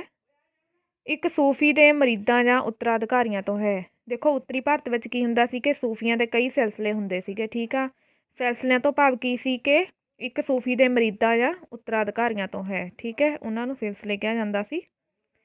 ਸੂਫੀਆਂ ਦੇ ਪ੍ਰਸਿੱਧ ਸਿਲਸਿਲੇ ਕਿਹੜੇ ਸਨ? ਦੋ ਇਹਨਾਂ ਦੇ ਪ੍ਰਸਿੱਧ ਸਿਲਸਿਲੇ ਸੀ, ਚਿਸ਼ਤੀ ਤੇ ਸ਼ੌਹਰਾਵਰਦੀ ਸਿਲਸਿਲੇ। ਚਿਸ਼ਤੀ ਸਿਲਸਿਲੇ ਦੀ ਨੀਂਹ ਕਿਸਨੇ ਰੱਖੀ? ਖਵਾਜਾ ਮਈਨੁਦੀਨ ਚਿਸ਼ਤੀ ਨੇ। ਚਿਸ਼ਤੀ ਸਿਲਸਿਲੇ ਦਾ ਨੀਂਹ ਪੱਥਰ ਕਿੱਥੇ ਰੱਖਿਆ ਗਿਆ? ਠੀਕ ਆ, ਜਾਂ ਚਿਸ਼ਤੀ ਸਿਲਸਿਲਾ ਵਾ ਜਿਹੜਾ ਉਹਦੀ ਨੀਂਹ ਕਿੱਥੇ ਰੱਖੀ ਗਈ? ਥੋੜਾ ਕੁਐਸਚਨ ਵਿੱਚ ਮਿਸਟੇਕਸ ਹੋਇਆ ਤਾਂ ਚਿਸ਼ਤੀ ਸਿਲਸਿਲੇ ਦੀ ਨੀਂਹ ਆ ਜਿਹੜੀ ਉਹ ਅਜਮੇਰ ਵਿਖੇ ਰੱਖੀ ਗਈ ਆ। ਸ਼ੌਹਰਾਵਰਦੀ ਸਿਲਸਿਲੇ ਦੀ ਨੀਂਹ ਕਿਸਨੇ ਰੱਖੀ? ਮਖਦੂਮ ਬਹਾਉਦੀਨ ਜ਼ਕਰੀਆ ਨੇ ਰੱਖੀ ਆ ਸ਼ੌਹਰਾਵਰਦੀ ਸਿਲਸਿਲੇ ਦੀ। ਸ਼ੌਹਰਾਵਰਦੀ ਸਿਲਸਿਲੇ ਦੀ ਨੀਂਹ ਰੱਖੀ ਗਈ ਮੁਲਤਾਨ ਵਿੱਚ। ਕਿਹੜੇ ਸੂਫੀ ਸਰਕਾਰ ਦੀ ਨੌਕਰੀ ਕਰਨ ਅਤੇ ਸਹਾਇਤਾ ਲੈਣ ਨੂੰ ਚੰਗਾ ਨਹੀਂ ਸਮਝਦੇ ਸਨ? ਚਿਸ਼ਤੀ ਜਿਹੜੇ ਸੀ ਉਹ ਨਾ ਤਾਂ ਸਰਕਾਰ ਦੀ ਕੋਈ ਸਹਾਇਤਾ ਲੈਣਾ ਚੰਗਾ ਸਮਝਦੇ ਸੀ, ਠੀਕ ਆ, ਅਤੇ ਨਾ ਹੀ ਸਰਕਾਰ ਦੇ ਅੰਡਰ ਕੋਈ ਨੌਕਰੀ ਕਰਨੀ ਵਧੀਆ ਸਮਝਦੇ ਸੀਗੇ। ਕਿਹੜੇ ਸੂਫੀ ਸਰਕਾਰੀ ਨੌਕਰੀ ਕਰ ਲੈਂਦੇ ਸਨ? ਸ਼ੌਹਰਾਵਰਦੀ। ਪਰ ਜਿਹੜੇ ਸ਼ੌਹਰਾਵਰਦੀ ਸੀ ਉਹ ਸਰਕਾਰੀ ਨੌਕਰੀ ਵੀ ਕਰ ਲੈਂਦੇ ਸੀਗੇ। ਕਿਹੜੇ ਸੂਫੀ ਧਨ ਨੂੰ ਅਧਿਆਤਮਿਕ ਦੇ ਰਾਹ ਦਾ ਰੋੜਾ ਸਮਝਦੇ ਸਨ? ਚਿਸ਼ਤੀ ਜਿਹੜੇ ਸੀਗੇ ਉਹ ਧਨ ਨੂੰ ਕੀ ਸੀ? ਅਧਿਆਤਮਿਕਤਾ ਦੇ ਵਿੱਚ ਆਪਣੇ ਰਾਹ ਦਾ ਰੋੜਾ ਸਮਝਦੇ ਸੀਗੇ ਉਹ। ਠੀਕ ਹੈ, ਅਤੇ ਇਸੇ ਕਰਕੇ ਕੀ ਸੀਗਾ, ਉਹ ਗਰੀਬੀ ਦਾ ਜੀਵਨ ਬਤੀਤ ਕਰਦੇ ਸੀਗੇ। ਚਿਸ਼ਤੀ ਕਿਹੋ ਜਿਹਾ ਜੀਵਨ ਬਤੀਤ ਕਰਦੇ ਸਨ? ਗਰੀਬੀ ਦਾ ਜੀਵਨ। ਕਿਹੜੇ ਸਿਲਸਿਲੇ ਦੇ ਮੁਰੀਦ ਧਨ ਨੂੰ ਬੁਰਾ ਨਹੀਂ ਸਮਝਦੇ ਸਨ? ਸ਼ੌਹਰਾਵਰਦੀ ਜਿਹੜੇ ਸੀਗੇ ਉਹ ਧਨ ਨੂੰ ਬੁਰਾ ਨਹੀਂ ਸਮਝਦੇ ਸੀਗੇ। ਠੀਕ ਹੈ, ਉਹਨਾਂ ਦੇ ਸੇਖ ਜਿਹੜੇ ਹੁੰਦੇ ਸੀਗੇ ਉਹ ਬਹੁਤ ਅਮੀਰ ਹੁੰਦੇ ਸੀਗੇ। ਕਿਹੜੇ ਸਿਲਸਿਲੇ ਤੋਂ ਲੋਕ ਸੰਗੀਤ ਨੂੰ ਵਧੇਰੇ ਮਹੱਤਵ ਦਿੰਦੇ ਹਨ? ਚਿਸ਼ਤੀ ਸਿਲਸਿਲੇ ਦੇ ਜਿਹੜੇ ਲੋਕ ਆ ਉਹ ਸੰਗੀਤ ਨੂੰ ਜ਼ਿਆਦਾ ਮਹੱਤਵ ਦਿੰਦੇ ਆ। ਕਿਹੜੇ ਸਿਲਸਿਲੇ ਦੇ ਲੋਕ ਸੰਗੀਤ ਦੇ ਵਿਰੁੱਧ ਸਨ? ਅਤੇ ਦੂਜੇ ਪਾਸੇ ਜਿਹੜੇ ਸ਼ੌਹਰਾਵਰਦੀ ਸਿਲਸਿਲੇ ਦੇ ਲੋਕ ਨੇ ਉਹ ਸੰਗੀਤ ਦੇ ਵਿਰੁੱਧ ਨੇ। ਕਿਹੜੇ ਸਿਲਸਿਲੇ ਦੇ ਲੋਕ ਰਾਜ ਨਾਲ ਸੰਬੰਧਿਤ ਸਨ ਅਤੇ ਸਧਾਰਨ ਲੋਕਾਂ ਤੋਂ ਦੂਰ ਰਹਿੰਦੇ ਸਨ? ਸ਼ੌਹਰਾਵਰਦੀ ਸਿਲਸਿਲੇ ਦੇ ਲੋਕ ਜਿਹੜੇ ਸੀਗੇ। ਚਿਸ਼ਤੀਆਂ ਦਾ ਮੁੱਖ ਸੰਬੰਧ ਕਿਹੜੇ ਲੋਕਾਂ ਨਾਲ ਸੀ? ਸਧਾਰਨ ਲੋਕਾਂ ਦੇ ਨਾਲ ਸੀਗਾ। ਕਿਹਨਾਂ ਦੀਆਂ ਖਾਨਾਗਾਹਾਂ ਸਧਾਰਨ ਲੋਕਾਂ ਲਈ ਖੁੱਲ੍ਹੀਆਂ ਰਹਿੰਦੀਆਂ ਸਨ? ਚਿਸ਼ਤੀਆਂ ਦੀਆਂ। ਇਸਲਾਮ ਨੂੰ ਸ਼ਾਂਤਮਈ ਢੰਗ ਨਾਲ ਫੈਲਾਉਣ ਵਾਲੇ ਮਿਸ਼ਨਰੀ ਕਿਹਨਾਂ ਨੂੰ ਆਖਦੇ ਸਨ? ਸੂਫੀ ਸਿੱਖਾਂ ਨੂੰ। ਸੂਫੀਆਂ ਦਾ ਭਾਰਤ ਵਿੱਚ ਸਭ ਤੋਂ ਵੱਧ ਪ੍ਰਭਾਵ ਕਿੱਥੇ ਸੀ? ਪੰਜਾਬ ਅਤੇ ਸਿੰਧ ਦੇ ਇਲਾਕੇ ਵਿੱਚ ਜਿਹੜੇ ਸੂਫੀ ਸੀ ਉਹਨਾਂ ਦਾ ਸਭ ਤੋਂ ਵੱਧ ਪ੍ਰਭਾਵ ਰਿਹਾ ਵਾ। ਕਿਸ ਦੇ ਸਮੇਂ ਸੂਫੀਆਂ ਦਾ ਪ੍ਰਭਾਵ ਦੱਖਣ ਵਿੱਚ ਪਹੁੰਚ ਗਿਆ? ਮੁਹੰਮਦ ਬਿਨ ਤੁਗਲਕ ਦੇ ਸਮੇਂ ਜਿਹੜਾ ਸੂਫੀਆਂ ਦਾ ਪ੍ਰਭਾਵ ਸੀ ਉਹ ਸਾਊਥ ਵਾਲੀ ਸਾਈਡ ਵੀ ਚਲਿਆ ਗਿਆ ਸੀਗਾ। ਸੂਫੀ ਸਿੱਖਾਂ ਨੇ ਲੋਕਾਂ ਨੂੰ ਕਿਹੜਾ ਪਾਠ ਸਿਖਾਇਆ? ਮਨੁੱਖੀ ਭਾਈਚਾਰਾ ਅਤੇ ਸਹਿਣਸ਼ੀਲਤਾ ਦਾ। ਇਸ ਕਾਰਨ ਹਿੰਦੂਆਂ ਅਤੇ ਮੁਸਲਮਾਨਾਂ ਦਾ ਆਪਸੀ ਸਮਾਜਿਕ ਅਤੇ ਸੱਭਿਆਚਾਰਕ ਮੇਲ ਜੋਲ ਆ ਜਿਹੜਾ ਉਹ ਵੀ ਵਧਣ ਲੱਗ ਗਿਆ ਸੀਗਾ। ਸੂਫੀ ਸੰਤਾਂ ਨੇ ਸਮਾਜ ਵਿੱਚ ਪ੍ਰਚਲਿਤ ਕਿਹੜੀਆਂ ਬੁਰਾਈਆਂ ਵਿਰੁੱਧ ਆਵਾਜ਼ ਉਠਾਈ? ਗੁਲਾਮੀ ਪ੍ਰਥਾ, ਊਚ ਨੀਚ, ਸ਼ਰਾਬ, ਜੂਆ, ਇਹ ਸਾਰੀਆਂ ਚੀਜ਼ਾਂ ਦੇ ਵਿਰੁੱਧ ਕੀ ਸੀਗਾ ਕਿ ਜਿਹੜੇ ਸੂਫੀ ਸੰਤ ਸੀ ਉਹਨਾਂ ਨੇ ਆਵਾਜ਼ ਉਠਾਈ ਸੀਗੀ। ਸੂਫੀ ਸੇਖ ਕਿਹੜੇ ਕੰਮ ਕਰਦੇ ਸਨ? ਹੁਣ ਜਿਹੜੇ ਸੂਫੀ ਸੇਖ ਸੀ ਉਹਨਾਂ ਦੇ ਕੰਮ ਕੀ ਹੁੰਦੇ ਸੀ? ਦੇਖੋ, ਦੀਨ ਦੁਖੀਆਂ ਦੀ ਸਹਾਇਤਾ ਕਰਕੇ ਉਹਨਾਂ ਦੀਆਂ ਤਕਲੀਫਾਂ ਨੂੰ ਘਟਾਉਂਦੇ ਸਨ। ਕਈ ਵਿਦਵਾਨ ਸੇਖ ਆਪਣੀਆਂ ਖਾਨਾਗਾਹਾਂ ਵਿੱਚ ਸਿੱਖਿਆ ਦੇਣ ਦਾ ਕੰਮ ਕਰਦੇ ਸਨ। ਇਹ ਸੂਫੀ ਸਿੱਖਾਂ ਦੇ ਕੰਮ ਸੀਗੇ। ਸੂਫੀ ਸਿੱਖਾਂ ਨੇ ਆਪਣੀਆਂ ਰਚਨਾਵਾਂ ਕਿਹੜੀ ਭਾਸ਼ਾ ਵਿੱਚ ਲਿਖੀਆਂ? ਉਰਦੂ ਵਿੱਚ ਲਿਖੀਆਂ ਸੀ ਉਹਨਾਂ ਨੇ, ਅਤੇ ਇਸ ਨਾਲ ਪ੍ਰਦੇਸ਼ਿਕ ਭਾਸ਼ਾਵਾਂ ਜਿਹੜੀਆਂ ਸੀਗੀਆਂ ਆਮ ਲੋਕਾਂ ਦੁਆਰਾ ਬੋਲੀਆਂ ਜਾਂਦੀਆਂ ਸੀ ਉਹਨਾਂ ਨੂੰ ਵੀ ਉਤਸ਼ਾਹ ਮਿਲਿਆ ਸੀਗਾ। ਸੂਫੀਆਂ ਨੇ ਕਿਹੜੀ ਪ੍ਰਥਾ ਸ਼ੁਰੂ ਕਰਕੇ ਸੰਗੀਤ ਨੂੰ ਇੱਕ ਨਵੀਂ ਦੇਣ ਦਿੱਤੀ? ਕਵਾਲੀ ਦੀ ਪ੍ਰਥਾ ਸ਼ੁਰੂ ਕਰਕੇ। ਸੂਫੀ ਪੀਰਾਂ ਦੀਆਂ ਦਰਗਾਹਾਂ ਨੇ ਕਿਹੜੀ ਕਲਾ ਨੂੰ ਉਤਸ਼ਾਹਿਤ ਕੀਤਾ? ਭਵਨ ਨਿਰਮਾਣ ਕਲਾ ਨੂੰ ਵੀ ਜਿਹੜਾ ਇਹਨਾਂ ਨੇ ਉਤਸ਼ਾਹਿਤ ਕੀਤਾ ਵਾ। ਸੂਫੀਆਂ ਦੁਆਰਾ ਸਾਰੀਆਂ ਜਾਤੀਆਂ ਦੇ ਲੋਕਾਂ ਨਾਲ ਪਿਆਰ ਕਰਨ ਦਾ ਕੀ ਨਤੀਜਾ ਨਿਕਲਿਆ? ਕਿ ਇਸ ਕਾਰਨ ਬਹੁਤ ਸਾਰੇ ਜਿਹੜੇ ਨੀਵੇਂ ਵਰਗ ਨਾਲ ਸੰਬੰਧਿਤ ਹਿੰਦੂ ਸੀਗੇ ਨਾ ਉਹ ਵੀ ਸੂਫੀ ਮਤ ਵਿੱਚ ਸ਼ਾਮਿਲ ਹੋ ਗਏ ਸੀਗੇ। ਸੂਫੀ ਪੀਰਾਂ ਦੀਆਂ ਦਰਗਾਹਾਂ ਨੂੰ ਕੀ ਕਿਹਾ ਜਾਂਦਾ ਸੀ? ਖਾਨਾਗਾ। ਇੰਪੋਰਟੈਂਟ ਇੱਕ ਵਾਰ ਕੁਐਸਚਨ ਜਿਹੜਾ ਸੀਗਾ ਸੀਟੈਟ ਦੇ ਪੇਪਰ 'ਚ ਪੁੱਛਿਆ ਗਿਆ ਸੀ ਕਿ ਖਾਨਾਗਾ ਕਿਹਨੂੰ ਕਹਿੰਦੇ ਆ। ਠੀਕ ਹੈ, ਅਤੇ ਸੂਫੀ ਸੰਤਾਂ ਦੀਆਂ ਜਿਹੜੀਆਂ ਦਰਗਾਹਾਂ ਹੁੰਦੀਆਂ ਨੇ ਉਹਨੂੰ ਕਹਿੰਦੇ ਆ। ਮੱਧਕਾਲ ਵਿੱਚ ਹਿੰਦੂ ਲੋਕ ਕਿਸ ਦੀ ਪੂਜਾ ਕਰਦੇ ਸਨ? ਕਈ ਦੇਵੀ ਦੇਵਤਿਆਂ ਦੀ, ਪੱਥਰਾਂ, ਦਰਖਤਾਂ, ਛੱਪਾਂ ਅਤੇ ਨਦੀਆਂ ਦੀ ਪੂਜਾ ਕਰਦੇ ਸੀਗੇ। ਮੱਧਕਾਲ ਅਤੇ ਹਿੰਦੂ ਧਰਮ ਵਿੱਚ ਕਿਹੜੇ ਅੰਧ ਵਿਸ਼ਵਾਸ ਜਿਹੜੇ ਆ ਫੈਲ ਗਏ ਸਨ? ਦੇਖਦੇ ਹਾਂ ਕਿਹੜੇ ਅੰਧ ਵਿਸ਼ਵਾਸ ਫੈਲੇ ਹੋਏ ਸੀ ਹਿੰਦੂ ਧਰਮ ਵਿੱਚ। ਫਜ਼ੂਲ ਦੇ ਰੀਤੀ ਰਿਵਾਜਾਂ ਅਤੇ ਜਾਦੂ ਟੂਣਿਆਂ ਵਿੱਚ ਜਿਹੜਾ ਸੀ ਵਿਸ਼ਵਾਸ ਸੀਗਾ ਲੋਕਾਂ ਦਾ। ਠੀਕ ਹੈ, ਬ੍ਰਾਹਮਣ ਆਪਣਾ ਭੋਗ ਵਿਲਾਸ ਵਿੱਚ ਡੁੱਬੇ ਰਹਿੰਦੇ ਸੀ ਅਤੇ ਉਹਨਾਂ ਦਾ ਮੁੱਖ ਜਿਹੜਾ ਉਦੇਸ਼ ਹੁੰਦਾ ਸੀ ਧਰਮ ਦੇ ਨਾਂ 'ਤੇ ਲੋਕਾਂ ਨੂੰ ਲੁੱਟਣਾ ਹੁੰਦਾ ਸੀਗਾ। ਦੇਖੋ ਕੀ ਹੋਇਆ ਸੀ ਕਿ ਪ੍ਰਾਚੀਨ ਕਾਲ ਵਿੱਚ ਜਿਹੜਾ ਹਿੰਦੂ ਧਰਮ ਸੀਗਾ, ਠੀਕ ਆ, ਆਪਣੀ ਸਾਦਗੀ ਦੇ ਕਾਰਨ ਉੱਨਤੀ ਦੀਆਂ ਸਿਖਰਾਂ ਨੂੰ ਛੂਹ ਲਿਆ ਸੀ ਉਹਨੇ। ਪਰ ਮੱਧਕਾਲ ਵਿੱਚ ਆ ਕੇ ਕੀ ਹੋਇਆ ਕਿ ਉਹਦੀ ਸਾਦਗੀ ਹੈ ਜਿਹੜੀ ਉਹ ਕਿੱਧਰੇ ਗੁੰਮ ਹੋ ਗਈ। ਕੀ ਹੋਇਆ ਕਿ ਉਹ ਉਲਝ ਕੇ ਰਹਿ ਗਿਆ ਕਿਹੜੀਆਂ ਚੀਜ਼ਾਂ ਵਿੱਚ, ਠੀਕ ਆ, ਜਿਵੇਂ ਈਸ਼ਵਰ ਦੀ ਪੂਜਾ ਕਰਨੀ ਕੀ ਆ ਭੁੱਲ ਕੇ ਦੇਵੀ ਦੇਵਤਿਆਂ ਦੀ ਪੂਜਾ ਕਰਨ ਲੱਗ ਪਏ। ਇਸ ਤੋਂ ਇਲਾਵਾ ਪੱਥਰਾਂ ਦੀ ਹੋ ਗਿਆ, ਦਰਖਤਾਂ, ਸੱਪਾਂ, ਨਦੀਆਂ, ਇਹਨਾਂ ਦੀ ਪੂਜਾ ਕਰਨ ਲੱਗ ਗਏ। ਅਤੇ ਲੋਕ ਕੀ ਸੀਗੇ, ਭਾਰੀ ਅੰਧ ਵਿਸ਼ਵਾਸ ਜਿਹੜਾ ਸੀ ਉਹਨਾਂ ਵਿੱਚ ਫੈਲ ਗਿਆ ਸੀਗਾ। ਫਜ਼ੂਲ ਦੇ ਰੀਤੀ ਰਿਵਾਜ ਅਤੇ ਜਾਦੂ ਟੂਣਿਆਂ ਵਿੱਚ ਉਹਨਾਂ ਦਾ ਵਿਸ਼ਵਾਸ ਹੋਣ ਲੱਗ ਪਿਆ ਸੀਗਾ।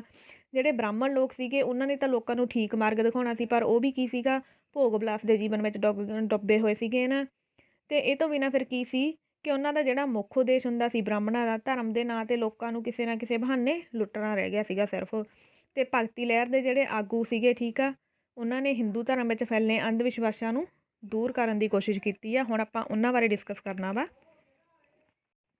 ਇਹ ਤੋਂ ਬਿਨਾਂ ਇੱਕ ਹੋਰ ਵੀ ਕਾਰਨ ਰਿਹਾ ਵਾ ਭਗਤੀ ਲਹਿਰ ਦੀ ਉਤਪੱਤੀ ਦਾ, ਕਿ ਇਸਲਾਮ ਧਰਮ ਤੋਂ ਵੀ ਉਹਨਾਂ ਨੂੰ ਖਤਰਾ ਹੋ ਗਿਆ ਸੀਗਾ, ਕਿਉਂਕਿ ਮੁਸਲਮਾਨ ਆ ਜਿਹੜਾ ਸ਼ਾਸਕ ਵਰਗ ਨਾਲ ਸੰਬੰਧ ਰੱਖਦੇ ਸੀਗੇ, ਠੀਕ ਆ, ਉਹਨਾਂ ਨੇ ਹਿੰਦੂਆਂ ਨੂੰ ਜ਼ਬਰਦਸਤੀ ਮੁਸਲਮਾਨ ਬਣਾਉਣਾ ਸ਼ੁਰੂ ਕਰਤਾ ਸੀਗਾ।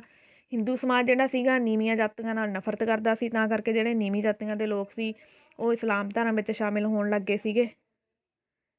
ਠੀਕ ਹੈ, ਅੱਗੇ ਦੇਖਦੇ ਹਾਂ। ਕਿਸ ਨੇ ਹਿੰਦੂ ਧਰਮ ਵਿੱਚ ਫੈਲੇ ਅੰਧ ਵਿਸ਼ਵਾਸਾਂ ਨੂੰ ਦੂਰ ਕਰਕੇ ਨਵੀਂ ਰੌਸ਼ਨੀ ਦਿਖਾਉਣ ਦਾ ਯਤਨ ਕੀਤਾ? ਭਗਤੀ ਲਹਿਰ ਦੇ ਆਗੂਆਂ ਨੇ। ਕਿਉਂਕਿ ਮੱਧਕਾਲ ਵਿੱਚ ਕੀ ਹੋਇਆ ਕਿ ਭਾਰਤ ਦੇ ਵੱਖ-ਵੱਖ ਭਾਗਾਂ ਵਿੱਚ ਨਾ ਬਹੁਤ ਸਾਰੇ ਮਹਾਨ ਜਿਹੜੇ ਧਰਮ ਸੁਧਾਰਕ ਸੀ ਉਹਨਾਂ ਦਾ ਜਨਮ ਹੋਇਆ। ਇਹਨਾਂ ਵਿੱਚ ਜਿਵੇਂ ਸ਼ੰਕਰਾਚਾਰੀਆ ਹੋ ਗਏ, ਰਾਮਾਨੁਜ ਹੋ ਗਏ, ਰਾਮਾਨੰਦ ਹੋ ਗਏ, ਚੇਤਨਿਆ ਮਹਾਂਪ੍ਰਭੂ ਹੋ ਗਿਆ, ਨਾਮਦੇਵ, ਜੈਦੇਵ, ਕਬੀਰ, ਗੁਰੂ ਨਾਨਕ ਦੇਵ ਜੀ। ਇਹਨਾਂ ਸਾਰਿਆਂ ਦੇ ਨਾਮ ਆ ਜਿਹੜੇ ਪ੍ਰਸਿੱਧ ਨੇ ਮੱਧਕਾਲ ਦੇ ਵਿੱਚ, ਠੀਕ ਆ। ਇਹਨਾਂ ਨੇ ਹਿੰਦੂ ਧਰਮ ਵਿੱਚ ਪ੍ਰਚਲਿਤ ਜਿਹੜੀਆਂ ਵੀ ਸਾਰੀਆਂ ਬੁਰਾਈਆਂ ਸੀ ਉਹਨਾਂ ਦਾ ਜ਼ੋਰਦਾਰ ਸ਼ਬਦਾਂ ਦੇ ਵਿੱਚ ਖੰਡਨ ਕੀਤਾ ਵਾ, ਅਤੇ ਭਗਤੀ ਲਹਿਰ ਆ ਜਿਹੜੀ ਉਹਨੂੰ ਜਨਮ ਦਿੱਤਾ, ਅਤੇ ਉਹਦੇ ਵਿਕਾਸ ਵਿੱਚ ਵੀ ਮਹੱਤਵਪੂਰਨ ਰੋਲ ਅਦਾ ਕੀਤਾ ਵਾ। ਕਿਹੜੇ ਹਿੰਦੂਆਂ ਨੇ ਇਸਲਾਮ ਧਰਮ ਨੂੰ ਅਪਣਾ ਲਿਆ? ਨੀਵੀਆਂ ਜਾਤੀਆਂ ਦੇ ਹਿੰਦੂਆਂ ਨੇ। ਹਿੰਦੂ ਧਰਮ ਵਿੱਚ ਕਿਹੜੇ ਧਰਮ ਸੁਧਾਰਕ ਹੋਏ ਆ? ਸ਼ੰਕਰਾਚਾਰੀਆ, ਰਾਮਾਨੁਜ, ਰਾਮਾਨੰਦ, ਚੇਤਨਿਆ ਮਹਾਂਪ੍ਰਭੂ, ਨਾਮਦੇਵ, ਜੈਦੇਵ, ਕਬੀਰ ਅਤੇ ਗੁਰੂ ਨਾਨਕ ਦੇਵ ਜੀ। ਭਗਤੀ ਲਹਿਰ ਦੇ ਜਨਮ ਅਤੇ ਵਿਕਾਸ ਵਿੱਚ ਕਿਸ ਨੇ ਮਹੱਤਵਪੂਰਨ ਰੋਲ ਅਦਾ ਕੀਤਾ ਵਾ? ਜਿਹੜੇ ਇਹ ਧਰਮ ਸੁਧਾਰਕ ਹੋਏ ਨੇ ਸਾਰੇ ਇਹਨਾਂ ਨੇ। ਭਗਤੀ ਲਹਿਰ ਦੀਆਂ ਮੁੱਖ ਵਿਸ਼ੇਸ਼ਤਾਵਾਂ ਕਿਹੜੀਆਂ ਸਨ? ਇੱਕ, ਪਰਮਾਤਮਾ ਵਿੱਚ ਵਿਸ਼ਵਾਸ। ਦੇਖੋ ਇਹਦੇ ਵਿੱਚ ਕੀ ਸੀ ਕਿ ਭਗਤੀ ਲਹਿਰ ਦੇ ਸਾਰੇ ਪ੍ਰਚਾਰਕ ਜਿਹੜੇ ਸੀਗੇ ਉਹ ਕਹਿੰਦੇ ਸੀ ਵੀ ਇੱਕ ਪਰਮਾਤਮਾ ਦੀ ਭਗਤੀ 'ਤੇ ਜ਼ੋਰ ਦਿੱਤਾ ਜਾਵੇ। ਉਹਨਾਂ ਅਨੁਸਾਰ ਕੀ ਸੀਗਾ, ਚਾਹੇ ਰਾਮ ਆ, ਚਾਹੇ ਕ੍ਰਿਸ਼ਨ ਆ, ਚਾਹੇ ਅੱਲਾ ਵਾ, ਚਾਹੇ ਖੁਦਾ ਵਾ, ਕਹਿੰਦੇ ਠੀਕ ਆ, ਇਹ ਸਾਰੇ ਕੀ ਆ, ਇੱਕ ਹੀ ਪਰਮਾਤਮਾ ਦੇ ਬਹੁਤ ਸਾਰੇ ਨਾਮ ਨੇ ਇਹ। ਅਤੇ ਪਰਮਾਤਮਾ ਉਹ ਕਹਿੰਦੇ ਕੀ ਆ, ਸਰਬ ਵਿਆਪਕ ਵੀ ਹੈ, ਸਰਬ ਸ਼ਕਤੀਮਾਨ ਵੀ ਆ। ਉਹ ਕਹਿੰਦੇ ਵੀ ਇਹ ਸੰਸਾਰ ਦੀ ਰਚਨਾ ਕਰਨ ਵਾਲਾ ਵਾ, ਸੰਸਾਰ ਦਾ ਪਾਲਣਹਾਰ ਆ, ਨਾਸ਼ ਕਰਨ ਵਾਲਾ ਵਾ ਜਿਹੜਾ ਪਰਮਾਤਮਾ ਵਾ। ਅਜਿਹੀਆਂ ਸ਼ਕਤੀਆਂ ਕਹਿੰਦੇ ਕਿਸੇ ਵੀ ਹੋਰ ਦੇਵੀ ਦੇਵਤਿਆਂ ਨੂੰ ਪ੍ਰਾਪਤ ਨਹੀਂ ਹੈਗੀਆਂ, ਅਤੇ ਉਹਨਾਂ ਦਾ ਪਰਮਾਤਮਾ ਨਾਲ ਕੋਈ ਵੀ ਮੁਕਾਬਲਾ ਨਹੀਂ ਕੀਤਾ ਜਾ ਸਕਦਾ। ਉਹ ਪਰਮਾਤਮਾ ਅੱਗੇ ਉਸੇ ਤਰ੍ਹਾਂ ਵਾ ਜਿਵੇਂ ਕਹਿੰਦੇ ਵੀ ਸੂਰਜ ਦੇ ਅੱਗੇ ਦੀਵਾ ਜਗਦਾ ਨਾ, ਉਵੇਂ ਤਰ੍ਹਾਂ ਦੇਵੀ ਦੇਵਤੇ ਨੇ, ਠੀਕ ਆ, ਮਤਲਬ ਪਰਮਾਤਮਾ ਦੇ ਅੱਗੇ। ਇਸ ਲਈ ਸਾਨੂੰ ਕਹਿੰਦੇ ਕੀ ਆ, ਕੇਵਲ ਇੱਕੋ ਪਰਮਾਤਮਾ ਦੀ ਪੂਜਾ ਕਰਨੀ ਚਾਹੀਦੀ ਆ। ਫਿਰ ਹੈਗਾ ਗੁਰੂ ਵਿੱਚ ਵਿਸ਼ਵਾਸ। ਗੁਰੂ ਵਿੱਚ ਵਿਸ਼ਵਾਸ ਕਿਵੇਂ? ਹੁਣ ਜਿਹੜੇ ਭਗਤ ਕਬੀਰ ਸੀਗੇ, ਨਾਮਦੇਵ ਜੀ ਸੀਗੇ, ਗੁਰੂ ਨਾਨਕ ਦੇਵ ਜੀ ਸੀਗੇ, ਇਹਨਾਂ ਭਗਤਾਂ ਨੇ ਮੁਕਤੀ ਪ੍ਰਾਪਤੀ ਲਈ ਕਹਿੰਦੇ ਗੁਰੂ ਦਾ ਹੋਣਾ ਜ਼ਰੂਰੀ ਦੱਸਿਆ ਵਾ। ਗੁਰੂ ਆ ਕਹਿੰਦੇ ਉਹ ਭਗਤੀ ਦੇ ਮਾਰਗ ਉੱਤੇ ਚੱਲਣ ਦੀ ਜਾਂਚ ਦੱਸਦਾ ਵਾ, ਠੀਕ ਆ। ਗੁਰੂ ਆ ਜਿਹੜਾ, ਗੁਰੂ ਨਾਨਕ ਦੇਵ ਜੀ ਨੇ ਕਿਹਾ ਵੀ ਜਿਹੜਾ ਗੁਰੂ ਆ, ਠੀਕ ਆ, ਗੁਰੂ ਨੂੰ ਪਰਮਾਤਮਾ ਤੱਕ ਪਹੁੰਚਾਉਣ ਵਾਲੀ ਅਸਲੀ ਪੌੜੀ ਕਹਿੰਦੇ ਆ ਵੀ ਮਨੁੱਖ ਨੂੰ ਹਨੇਰੇ ਤੋਂ ਰੋਸ਼ਨੀ ਵੱਲ ਲਿਆਉਂਦਾ ਵਾ। ਸੱਚੇ ਗੁਰੂ ਦਾ ਮਿਲਣਾ ਕਹਿੰਦੇ ਕੋਈ ਆਸਾਨ ਕੰਮ ਨਹੀਂ ਹੈਗਾ। ਜੇ ਪਰਮਾਤਮਾ ਦੀ ਨਜ਼ਰ ਹੋ ਜਾਵੇ, ਨਜ਼ਰ ਜਾਣੀ ਕਿ ਮਿਹਰ ਹੋ ਜਾਵੇ, ਠੀਕ ਆ, ਫੇਰ ਆ ਜਾਂਦੇ ਕਹਿੰਦੇ ਮਤਲਬ ਵੀ ਬੰਦੇ ਨੂੰ ਸੱਚੇ ਗੁਰੂ ਦੀ ਪ੍ਰਾਪਤੀ ਹੁੰਦੀ ਹੈ ਜੇ ਪਰਮਾਤਮਾ ਦੀ ਮਿਹਰ ਹੋ ਜਾਵੇ। ਪਰ ਗੁਰੂ ਤੋਂ ਭਾਵ ਕੀ ਆ, ਵੀ ਕਿਸੇ ਮਨੁੱਖੀ ਗੁਰੂ ਤੋਂ ਨਹੀਂ ਹੈਗਾ। ਸੱਚਾ ਗੁਰੂ ਕੀ ਆ? ਸੱਚਾ ਗੁਰੂ ਤਾਂ ਪਰਮਾਤਮਾ ਆਪ ਆ ਜੋ ਸ਼ਬਦ ਰਾਹੀਂ ਸਿੱਖਿਆ ਦਿੰਦਾ ਵਾ, ਜਿਵੇਂ ਸਿੱਖ ਧਰਮ ਵਿੱਚ ਹੈਗਾ ਨਾ ਕਿ ਸ਼ਬਦ ਗੁਰੂ ਆ। ਫਿਰ ਹੈਗਾ ਆਤਮ ਸਮਰਪਣ। ਆਤਮ ਸਮਰਪਣ ਕਿੱਦਾਂ ਹੋ ਗਿਆ? ਜਿਹੜਾ ਸੈਲਫ ਸਰੈਂਡਰ ਆ। ਭਗਤੀ ਲਹਿਰ ਦੇ ਪ੍ਰਚਾਰਕਾਂ ਅਨੁਸਾਰ ਕੀ ਆ, ਵੀ ਮਨੁੱਖ ਨੂੰ ਆਪਣਾ ਸਭ ਤੋਂ ਕਹਿੰਦੇ ਕੀ ਆ ਕਿ ਸਭ ਕੁਝ ਜਾਂ ਸਭ ਤੋਂ ਬੈਸਟ ਆ ਜਿਹੜਾ ਕਿਹਨੂੰ ਮੰਨਣਾ? ਪਰਮਾਤਮਾ ਨੂੰ ਮਿਲਣਾ, ਮਤਲਬ ਮੰਨਣਾ ਵਾ। ਜਿਵੇਂ ਠੀਕ ਆ, ਪਰਮਾਤਮਾ ਵਾ ਜਿਹੜਾ ਉਹੀ ਪਿਤਾ ਵਾ, ਉਹੀ ਮਾਤਾ ਵਾ, ਸਾਰਾ ਕੁਛ ਉਹਨੂੰ ਕੁਰਬਾਨ ਕਰ ਦੇਣਾ। ਕਹਿੰਦੇ ਪਰਮਾਤਮਾ ਦੀ ਮਿਹਰ ਦੇ ਨਾਲ ਕੀ ਆ, ਮਨੁੱਖ ਦੇ ਸਾਰੇ ਵਿਗੜੇ ਹੋਏ ਕੰਮ ਆ ਜਿਹੜੇ ਉਹ ਸੁਲਝ ਜਾਂਦੇ ਆ, ਠੀਕ ਆ, ਉਹ ਮੁਕਤੀ ਪ੍ਰਾਪਤ ਕਰ ਲੈਂਦਾ ਵਾ। ਪਰ ਕੀ ਆ ਕਿ ਆਤਮ ਸਮਰਪਣ ਲਈ ਮਨੁੱਖ ਨੂੰ ਕਾਮ, ਕ੍ਰੋਧ, ਲੋਭ, ਮੋਹ ਅਤੇ ਹੰਕਾਰ ਜਿਹੜੇ ਇਹ 5 ਔਗਣ ਆ, ਇਹਨਾਂ ਤੋਂ ਦੂਰ ਰਹਿਣਾ ਚਾਹੀਦਾ ਵਾ, ਠੀਕ ਹੈ। ਜਿਵੇਂ ਗੁਰੂ ਨਾਨਕ ਦੇਵ ਜੀ ਨੇ ਵੀ ਇੱਕ ਤੁਕ ਉਹਨਾਂ ਨੇ ਕਹੀ ਹੋਈ ਆ, ਆਪ ਗਵਾਈਏ ਤਾਂ ਸਹੁ ਪਾਈਏ। ਮਤਲਬ ਕਿ ਆਪਣਾ ਆਪ ਆ ਜਿਹੜਾ ਸਮਰਪਣ ਕਰਕੇ ਪਰਮਾਤਮਾ ਨੂੰ ਪਾਇਆ ਜਾਂਦਾ ਵਾ। ਫਿਰ ਹੈਗਾ ਪਵਿੱਤਰ ਜੀਵਨ 'ਤੇ ਜ਼ੋਰ। ਪਵਿੱਤਰ ਜੀਵਨ 'ਤੇ ਜ਼ੋਰ ਕਿੱਦਾਂ ਦੇਣਾ? ਹੁਣ ਭਗਤੀ ਪ੍ਰਚਾਰਕ ਜਿਹੜੇ ਸੀ ਉਹ ਲੋਕਾਂ ਨੂੰ ਪਵਿੱਤਰ ਜੀਵਨ ਬਤੀਤ ਕਰਨ ਦੀ ਪ੍ਰੇਰਨਾ ਦਿੰਦੇ ਸੀਗੇ। ਉਹਨਾਂ ਦਾ ਕਹਿਣਾ ਸੀ ਵੀ ਮਨੁੱਖ ਨੂੰ ਹਮੇਸ਼ਾ ਕੀ ਆ, ਸੱਚ ਬੋਲਣਾ ਚਾਹੀਦਾ ਵਾ, ਠੀਕ ਹੈ। ਉਹਨਾਂ ਨੂੰ ਗਰੀਬਾਂ ਅਤੇ ਦੁਖੀਆਂ ਦੀ ਸਹਾਇਤਾ ਕਰਨੀ ਚਾਹੀਦੀ ਆ, ਦਸਾਂ ਨੌਹਾਂ ਦੀ ਕਿਰਤ ਕਮਾਈ ਕਰਨੀ ਚਾਹੀਦੀ ਆ। ਕਬੀਰ ਜੀ ਹੋ ਗਏ, ਗੁਰੂ ਨਾਨਕ ਦੇਵ ਜੀ ਹੋ ਗਏ, ਠੀਕ ਆ। ਇਹ ਭਗਤ ਜਿਹੜੇ ਸੀਗੇ ਸੰਸਾਰ ਨੂੰ ਤਿਆਗਣ ਦੇ ਹੱਕ ਵਿੱਚ ਨਹੀਂ ਸੀਗੇ। ਕਹਿੰਦੇ ਸੀ ਗ੍ਰਹਿਸਥ ਜੀਵਨ ਵਿੱਚ ਰਹਿ ਕੇ ਕੀ ਆ, ਪਰਮਾਤਮਾ ਦੀ ਭਗਤੀ ਕਰਨੀ, ਜਾਣੀ ਕਿ ਅੰਜਨ ਵਿੱਚ ਨਿਰੰਜਨ ਭਾਵ ਗ੍ਰਹਿਸਥ ਵਿੱਚ ਰਹਿੰਦੇ ਹੋਏ ਪਵਿੱਤਰ ਜੀਵਨ ਬਤੀਤ ਕਰਨਾ ਅਤੇ ਸਮਾਜਿਕ ਕਰਤੱਵਾਂ ਦੀ ਵੀ ਪਾਲਣਾ ਕਰਨਾ, ਇਹੀ ਮੁਕਤੀ ਦਾ ਸਾਧਨ ਆ। ਫਿਰ ਹੈ ਹਿੰਦੂਆਂ ਅਤੇ ਮੁਸਲਮਾਨਾਂ ਨੂੰ ਇਕੱਠੇ ਕਰਨ ਦੇ ਯਤਨ ਵੀ ਕੀਤੇ ਆ ਜਿਹੜੇ ਭਗਤੀ ਲਹਿਰ ਦੇ ਸੰਤ ਨੇ। ਮੁਸਲਮਾਨਾਂ ਦੁਆਰਾ ਕਹਿੰਦੇ ਕੀ ਸੀ ਵੀ ਹਿੰਦੂਆਂ ਨੂੰ ਜ਼ਬਰਦਸਤੀ ਮੁਸਲਮਾਨ ਬਣਾਏ ਜਾਣ ਕਾਰਨ ਕੀ ਹੋਇਆ ਸੀ ਵੀ ਦੋਹਾਂ ਦੇ ਆਪਸੀ ਜਿਹੜੇ ਸੰਬੰਧ ਉਹਨਾਂ ਵਿੱਚ ਕੜੱਤਣ ਆ ਗਈ ਸੀਗੀ, ਕਿਉਂਕਿ ਉਹ ਹਿੰਦੂਆਂ ਨੂੰ ਜ਼ਬਰਦਸਤੀ ਮੁਸਲਮਾਨ ਬਣਾਈ ਜਾਂਦੇ ਸੀਗੇ ਅਤੇ ਦੋਵੇਂ ਕੀ ਸੀ ਇੱਕ ਦੂਜੇ ਨੂੰ ਨਫ਼ਰਤ ਦੀ ਨਜ਼ਰ ਨਾਲ ਦੇਖਣ ਲੱਗ ਗਏ ਸੀਗੇ। ਫਿਰ ਦੋਹਾਂ ਧਰਮਾਂ ਦੇ ਆਪਸੀ ਮਤਭੇਦਾਂ ਨੂੰ ਦੂਰ ਕਰਨ ਲਈ ਕਬੀਰ ਜੀ ਅਤੇ ਗੁਰੂ ਨਾਨਕ ਦੇਵ ਜੀ ਨੇ ਵਿਸ਼ੇਸ਼ ਯਤਨ ਕੀਤੇ ਆ। ਉਹਨਾਂ ਨੇ ਕੀ ਸੀਗਾ, ਉਹਨਾਂ ਨੇ ਜ਼ੋਰਦਾਰ ਸ਼ਬਦਾਂ ਵਿੱਚ ਖੰਡਨ ਕੀਤਾ ਵੀ ਜਿਹੜੇ ਹਿੰਦੂਆਂ ਅਤੇ ਮੁਸਲਮਾਨਾਂ ਦੇ ਆਪਸੀ ਅੰਤਰ ਦੀ ਭਾਵਨਾ ਵਾ ਉਹ ਸਮਾਪਤ ਹੋਣੀ ਚਾਹੀਦੀ ਆ, ਠੀਕ ਆ। ਉਹਨਾਂ ਨੇ ਲੋਕਾਂ ਨੂੰ ਸਮਝਾਇਆ ਕਿ ਜਿਹੜਾ ਰਾਮ ਅਤੇ ਰਹੀਮ ਆ ਦੋਨੇ ਪਰਮਾਤਮਾ ਦੇ ਮਤਲਬ ਨਾਮ ਨੇ, ਠੀਕ ਆ। ਇੱਕ ਪਰਮਾਤਮਾ ਦੇ ਇਹ ਦੋ ਨਾਂ ਨੇ ਕਿਹੜੇ, ਰਾਮ ਅਤੇ ਰਹੀਮ। ਉਹਨਾਂ ਨੇ ਦੱਸਿਆ ਵੀ ਹਿੰਦੂ ਅਤੇ ਮੁਸਲਮਾਨ ਦੋਵੇਂ ਨੇ ਜਿਹੜੇ ਇੱਕੋ ਪਰਮਾਤਮਾ ਦੀ ਰਚਨਾ ਨੇ। ਜਦੋਂ ਗੁਰੂ ਨਾਨਕ ਦੇਵ ਜੀ ਨੂੰ ਗਿਆਨ ਦੀ ਪ੍ਰਾਪਤੀ ਹੋਈ ਸੀ ਉਦੋਂ ਵੀ ਉਹਨਾਂ ਨੇ ਬੇਈ ਨਦੀ 'ਚੋਂ ਬਾਹਰ ਆ ਕੇ ਕਿਹਾ ਸੀ ਨਾ ਕਿ ਨਾ ਕੋ ਹਿੰਦੂ ਨਾ ਕੋ ਮੁਸਲਮਾਨ। ਫਿਰ ਹੈਗਾ ਆਮ ਲੋਕਾਂ ਦੀ ਭਾਸ਼ਾ ਵਿੱਚ ਪ੍ਰਚਾਰ। ਜਿਹੜੇ ਭਗਤੀ ਲਹਿਰ ਦੇ ਪ੍ਰਚਾਰਕ ਸੀ ਉਹਨਾਂ ਨੇ ਆਪਣਾ ਪ੍ਰਚਾਰ ਆ ਜਿਹੜਾ ਕੋਈ ਸੰਸਕ੍ਰਿਤ ਭਾਸ਼ਾ ਵਿੱਚ ਨਹੀਂ ਕੀਤਾ, ਠੀਕ ਆ, ਕੋਈ ਕਠੋਰ ਭਾਸ਼ਾ ਦੇ ਵਿੱਚ ਨਹੀਂ ਕੀਤਾ। ਕਿਹੜੀ ਭਾਸ਼ਾ 'ਚ ਕੀਤਾ, ਆਮ ਭਾਸ਼ਾ ਦੇ ਵਿੱਚ ਕੀਤਾ ਜਿਹੜੀ ਉਸ ਟਾਈਮ ਦੇ ਲੋਕਾਂ ਦੁਆਰਾ ਬੋਲੀ ਜਾਂਦੀ ਸੀਗੀ। ਅਤੇ ਉਹ ਕੇਵਲ ਕੀ ਸੀਗੇ, ਸੰਸਕ੍ਰਿਤ ਭਾਸ਼ਾ ਦੀ ਪਵਿੱਤਰਤਾ ਵਿੱਚ ਵਿਸ਼ਵਾਸ ਨਹੀਂ ਰੱਖਦੇ ਸੀਗੇ, ਠੀਕ ਆ। ਉਹਨਾਂ ਅਨੁਸਾਰ ਕੀ ਸੀ ਕਿ ਪਰਮਾਤਮਾ ਦੀ ਭਗਤੀ ਹੈ ਜਿਹੜੀ ਕਿਸੇ ਵੀ ਭਾਸ਼ਾ ਵਿੱਚ ਕੀਤੀ ਜਾ ਸਕਦੀ ਆ। ਉਹਨਾਂ ਨੇ ਆਪਣੇ ਵਿਦੇਸ਼ਾਂ ਦਾ ਜਿਹੜਾ ਪ੍ਰਚਾਰ ਆ ਉਹ ਹਿੰਦੀ ਵਿੱਚ ਵੀ ਕੀਤਾ, ਪੰਜਾਬੀ 'ਚ ਵੀ ਕੀਤਾ, ਮਰਾਠੀ 'ਚ ਵੀ ਕੀਤਾ, ਬੰਗਾਲੀ 'ਚ ਵੀ ਕੀਤਾ ਅਤੇ ਗੁਜਰਾਤੀ ਜਿਹੜੀਆਂ ਵੀ ਪ੍ਰਦੇਸ਼ਕ ਭਾਸ਼ਾਵਾਂ ਸੀ ਸਾਰੀਆਂ 'ਚ ਕੀਤਾ। ਫਿਰ ਹੈਗਾ ਜਾਤੀ ਪ੍ਰਥਾ ਵਿੱਚ ਅਵਿਸ਼ਵਾਸ। ਜਾਤੀ ਪ੍ਰਥਾ ਜਿਹੜੀ ਸੀਗੀ ਕਹਿੰਦੇ ਹਿੰਦੂ ਸਮਾਜ ਨੂੰ ਇੱਕ ਘੁਣ ਵਾਂਗ ਅੰਦਰੋਂ ਅੰਦਰੀ ਖਾਈ ਜਾਂਦੀ ਸੀਗੀ। ਹੁਣ ਜਾਤੀ ਪ੍ਰਥਾ ਨੂੰ ਖਤਮ ਕਰਨ ਲਈ ਜਿਹੜੇ ਭਗਤੀ ਲਹਿਰ ਦੇ ਸੰਤ ਸੀ ਉਹਨਾਂ ਨੇ ਖਾਸ ਜ਼ੋਰ ਦਿੱਤਾ, ਠੀਕ ਆ। ਜਿਵੇਂ ਨੀਵੀਆਂ ਜਾਤਾਂ ਨਾਲ ਬਹੁਤ ਮਾੜਾ ਸਲੂਕ ਕੀਤਾ ਜਾਂਦਾ ਸੀ ਹਿੰਦੂ ਧਰਮ ਵਿੱਚ, ਉਹਨਾਂ ਉੱਤੇ ਕਈ ਤਰ੍ਹਾਂ ਦੀਆਂ ਪਾਬੰਦੀਆਂ ਲਗਾਈਆਂ ਗਈਆਂ ਸੀਗੀਆਂ। ਉਹਨਾਂ ਨੂੰ ਮੰਦਰਾਂ 'ਚ ਨਹੀਂ ਜਾਣ ਦਿੰਦੇ ਸੀਗੇ, ਠੀਕ ਆ। ਜੁਆਇੰਟ ਜਿਹੜਾ ਮਤਲਬ ਸਾਰਿਆਂ ਦਾ ਸਾਂਝਾ ਜਗ੍ਹਾ ਹੁੰਦਾ ਸੀ, ਕੂਆ ਹੁੰਦਾ ਸੀ, ਉੱਥੋਂ ਪਾਣੀ ਨਹੀਂ ਭਰਨ ਦਿੱਤਾ ਜਾਂਦਾ ਸੀਗਾ। ਇਸ ਤਰ੍ਹਾਂ ਦੀਆਂ ਕਾਫੀ ਪਾਬੰਦੀਆਂ ਸੀ ਹਿੰਦੂਆਂ 'ਤੇ ਲੱਗੀਆਂ ਹੋਈਆਂ। ਪਰ ਭਗਤੀ ਲਹਿਰ ਦੇ ਜਿਹੜੇ ਪ੍ਰਚਾਰਕ ਨੇ ਉਹਨਾਂ ਨੇ ਜਾਤੀ ਪ੍ਰਥਾ ਦਾ ਜ਼ੋਰਦਾਰ ਸ਼ਬਦਾਂ 'ਚ ਖੰਡਨ ਕੀਤਾ। ਉਹਨਾਂ ਦੇ ਅਨੁਸਾਰ ਕੀ ਸੀ, ਕਹਿੰਦੇ ਮਨੁੱਖ ਕੀ ਆ, ਪਰਮਾਤਮਾ ਦੀ, ਕਹਿੰਦੇ ਮਨੁੱਖ ਵਿੱਚ ਪਰਮਾਤਮਾ ਦੀ ਰੌਸ਼ਨੀ ਮੌਜੂਦ ਆ, ਠੀਕ ਆ। ਜਿਵੇਂ ਕਹਿ ਦਈਏ ਵੀ ਸਾਰਿਆਂ ਵਿੱਚ ਇੱਕ ਪਰਮਾਤਮਾ ਦੀ ਜੋਤ ਆ। ਇਸ ਲਈ ਸਾਰੇ ਮਨੁੱਖ ਕਹਿੰਦੇ ਬਰਾਬਰ ਆ ਅਤੇ ਮਨੁੱਖ ਨੂੰ ਕੀ ਆ, ਮੁਕਤੀ ਉਸਦੇ ਕਰਮ ਅਨੁਸਾਰ ਪ੍ਰਾਪਤ ਹੁੰਦੀ ਆ, ਨਾ ਕਿ ਜਾਤ ਦੇ ਅਨੁਸਾਰ ਪ੍ਰਾਪਤ ਹੁੰਦੀ ਆ। ਅੱਗੇ ਸੀਗਾ ਮੂਰਤੀ ਪੂਜਾ ਵਿੱਚ ਅਵਿਸ਼ਵਾਸ। ਭਗਤੀ ਲਹਿਰ ਦੇ ਜਿਹੜੇ ਪ੍ਰਚਾਰਕ ਨੇ ਉਹਨਾਂ ਨੇ ਮੂਰਤੀ ਪੂਜਾ ਦੇ ਵਿਰੁੱਧ ਪ੍ਰਚਾਰ ਕੀਤਾ ਵਾ, ਠੀਕ ਆ। ਉਹ ਕਹਿੰਦੇ ਮੂਰਤੀ ਪੂਜਾ ਜਿਹੜੀ ਨਹੀਂ ਚਾਹੀਦੀ। ਕਬੀਰ ਜੀ ਦੇ ਇੱਕ ਦੋਹੇ ਵਿੱਚ ਵੀ ਕਿਹਾ ਗਿਆ ਵਾ, ਕਹਿੰਦੇ ਜੇ ਪੱਥਰ ਪੂਜਣ ਨਾਲ ਰੱਬ ਮਿਲ ਸਕਦਾ ਤਾਂ ਪਹਾੜ ਦੀ ਪੂਜਾ ਕਰਨਗੇ ਉਹ, ਠੀਕ ਆ। ਗੁਰੂ ਨਾਨਕ ਦੇਵ ਜੀ ਦਾ ਕਹਿਣਾ ਸੀ ਕਿ ਮੂਰਤੀਆਂ ਨੂੰ ਪੂਜਣ ਨਾਲ ਕੁਛ ਹਾਸਲ ਨਹੀਂ ਹੋ ਸਕਦਾ। ਜਦੋਂ ਇਹਨਾਂ ਮੂਰਤੀਆਂ ਨੂੰ ਪਾਣੀ ਵਿੱਚ ਸੁੱਟ ਦਿੱਤਾ ਜਾਵੇ ਤਾਂ ਉਹ ਡੁੱਬ ਜਾਂਦੀਆਂ ਨੇ। ਗੁਰੂ ਨਾਨਕ ਦੇਵ ਜੀ ਕਹਿੰਦੇ ਸੀ ਕਿ ਜਿਹੜੀਆਂ ਮੂਰਤੀਆਂ ਆਪਣੀ ਰੱਖਿਆ ਨਹੀਂ ਕਰ ਸਕਦੀਆਂ ਉਹ ਮਨੁੱਖ ਲਈ ਮਤਲਬ ਮਨੁੱਖ ਨੂੰ ਕਿਵੇਂ ਭਾਵ ਸਾਗਰ ਤੋਂ ਪਾਰ ਉਤਾਰ ਸਕਦੀਆਂ ਨੇ, ਠੀਕ ਆ। ਸਾਰਿਆਂ ਦੀ ਆਪਣੀ ਆਪਣੀ ਸੋਚ ਸੀਗੀ। ਅੱਗੇ ਹੈ ਖੋਖਲੇ ਰੀਤੀ ਰਿਵਾਜ਼ਾਂ ਵਿੱਚ ਵਿਸ਼ਵਾਸ।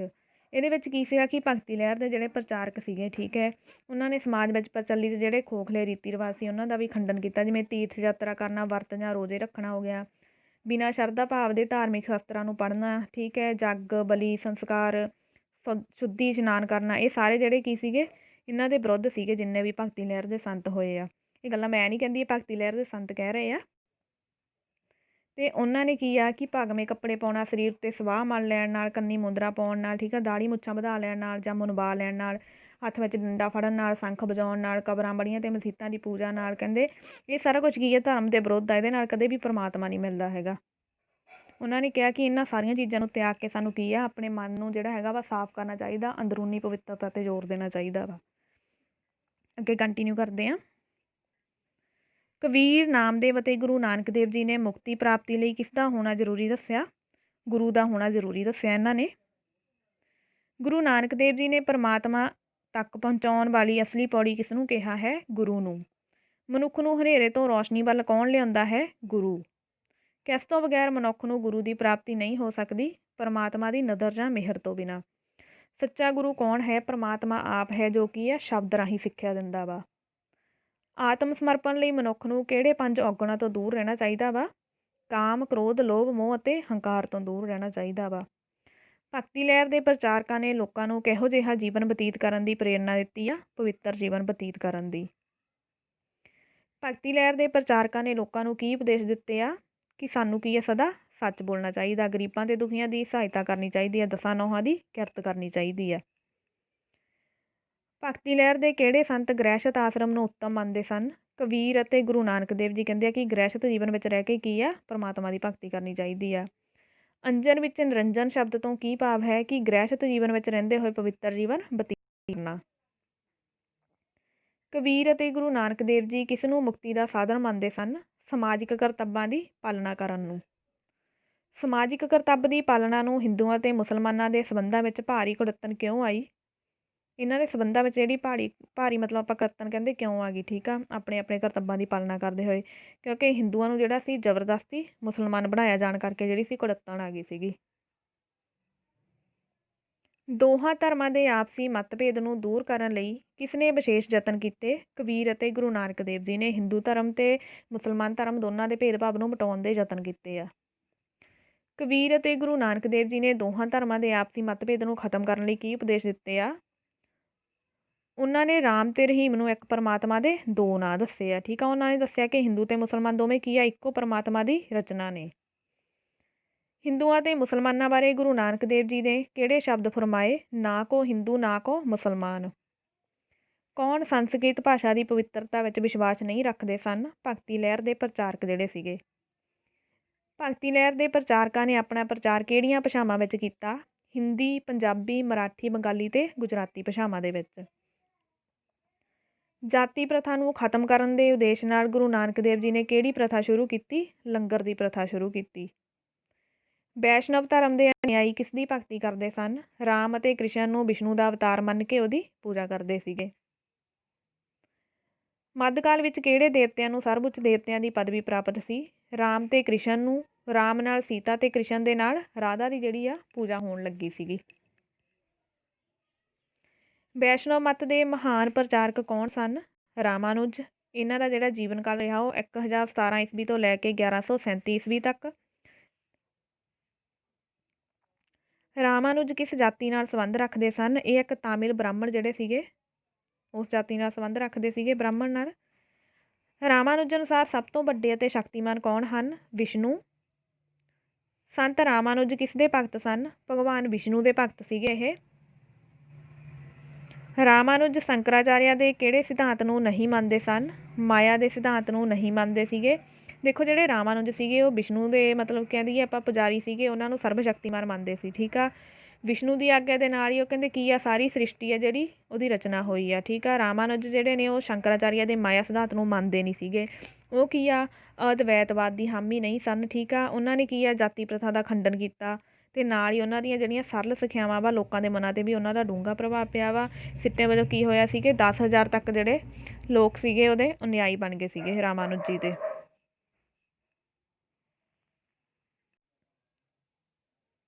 ਅੱਗੇ ਹੈ ਕਿਹੜਾ ਵੈਸ਼ਨਵ ਸੰਤ ਅਦਵੈਤਵਾਦ ਦੀ ਹਾਮੀ ਨਹੀਂ ਭਰਦਾ ਸੀ? ਰਾਮਾਨੁਜ। ਸੰਤ ਰਾਮਾਨੁਜ ਦੇ ਕਿੰਨੇ ਅਨੁਯਾਈ ਸਨ? 10,000। ਨਿੰਬਾਰਕ ਕਿਸ ਜਾਤੀ ਨਾਲ ਸੰਬੰਧ ਰੱਖਦੇ ਸਨ? ਤਾਮਿਲ ਬ੍ਰਾਹਮਣ ਪਰਿਵਾਰ ਨਾਲ। ਨਿੰਬਾਰਕ ਨੇ ਕਿੱਥੇ ਆਸ਼ਰਮ ਸਥਾਪਿਤ ਕੀਤਾ? ਮਥੁਰਾ ਦੇ ਵਿੱਚ ਨਿੰਬਾਰਕ ਨੇ ਜਿਹੜਾ ਸੀ ਆਸ਼ਰਮ ਸਥਾਪਿਤ ਕੀਤਾ ਸੀ। ਇਸ ਆਸ਼ਰਮ ਰਾਹੀਂ ਨਿੰਬਾਰਕ ਨੇ ਕਿਸ ਦੀ ਭਗਤੀ ਦਾ ਪ੍ਰਚਾਰ ਕੀਤਾ? ਰਾਧਾ ਤੇ ਕ੍ਰਿਸ਼ਨ ਦੀ ਭਗਤੀ ਦਾ। ਨਿੰਬਾਰਕ ਕਿਸ ਦੇ ਸਮਕਾਲੀਨ ਸਨ? ਰਾਮਾਨੁਜ ਦੇ। ਨਿੰਬਾਰਕ ਕਿਸ ਨੂੰ ਸਰਵਉੱਚ ਦੇਵਤਾ ਮੰਨਦੇ ਸਨ? ਕ੍ਰਿਸ਼ਨ ਨੂੰ। ਨਿੰਬਾਰਕ ਅਨੁਸਾਰ ਮਨੁੱਖ ਪਰਮਾਤਮਾ ਦੇ ਰੂਪ ਨੂੰ ਕਿਵੇਂ ਸਮਝ ਸਕਦਾ ਹੈ? ਗਿਆਨ ਕਾਰਨ। ਦੱਖਣੀ ਭਾਰਤ ਵਿੱਚ ਕ੍ਰਿਸ਼ਨ ਭਗਤੀ ਨੂੰ ਪ੍ਰਚਲਿਤ ਕਰਨ ਵਾਲੇ ਪ੍ਰਸਿੱਧ ਭਗਤ ਕਿਹੜੇ ਸਨ? ਮਾਧਵ। ਭਗਤ ਮਾਧਵ ਕਿੱਥੋਂ ਦੇ ਰਹਿਣ ਵਾਲੇ ਸਨ? ਕਰਨਾਟਕ ਦੇ। ਭਗਤ ਮਾਧਵ ਨੇ ਵੈਸ਼ਨਵ ਮੱਤ ਦਾ ਪ੍ਰਚਾਰ ਕਦੋਂ ਕੀਤਾ? 13ਵੀਂ ਸਦੀ ਵਿੱਚ।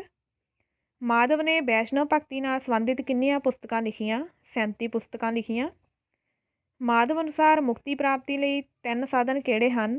ਗਿਆਨ, ਕਰਮ ਅਤੇ ਭਗਤੀ। ਇਹ 3 ਸਾਧਨ ਨੇ ਮੁਕਤੀ ਪ੍ਰਾਪਤੀ ਲਈ।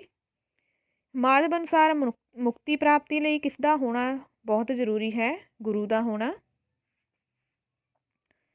ਰਾਮਾਨੰਦ ਨੇ ਰਾਮ ਭਗਤੀ ਦੇ ਵਿਚਾਰਾਂ ਨੂੰ ਕਦੋਂ ਪ੍ਰਚਲਿਤ ਕੀਤਾ? 14ਵੀਂ ਸਦੀ ਵਿੱਚ।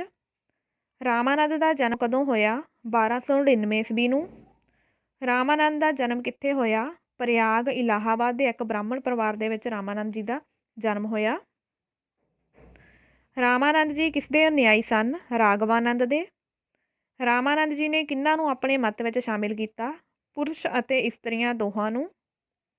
ਰਾਮਾਨੰਦ ਜੀ ਨੇ ਆਪਣਾ ਪ੍ਰਚਾਰ ਕਰਨ ਲਈ ਕਿਹੜੀ ਭਾਸ਼ਾ ਦੀ ਵਰਤੋਂ ਕੀਤੀ? ਹਿੰਦੀ ਭਾਸ਼ਾ ਦੀ। ਰਾਮਾਨੰਦ ਜੀ ਕਿੱਥੋਂ ਦੇ ਵਾਸੀ ਸਨ? ਇਲਾਹਾਬਾਦ ਦੇ।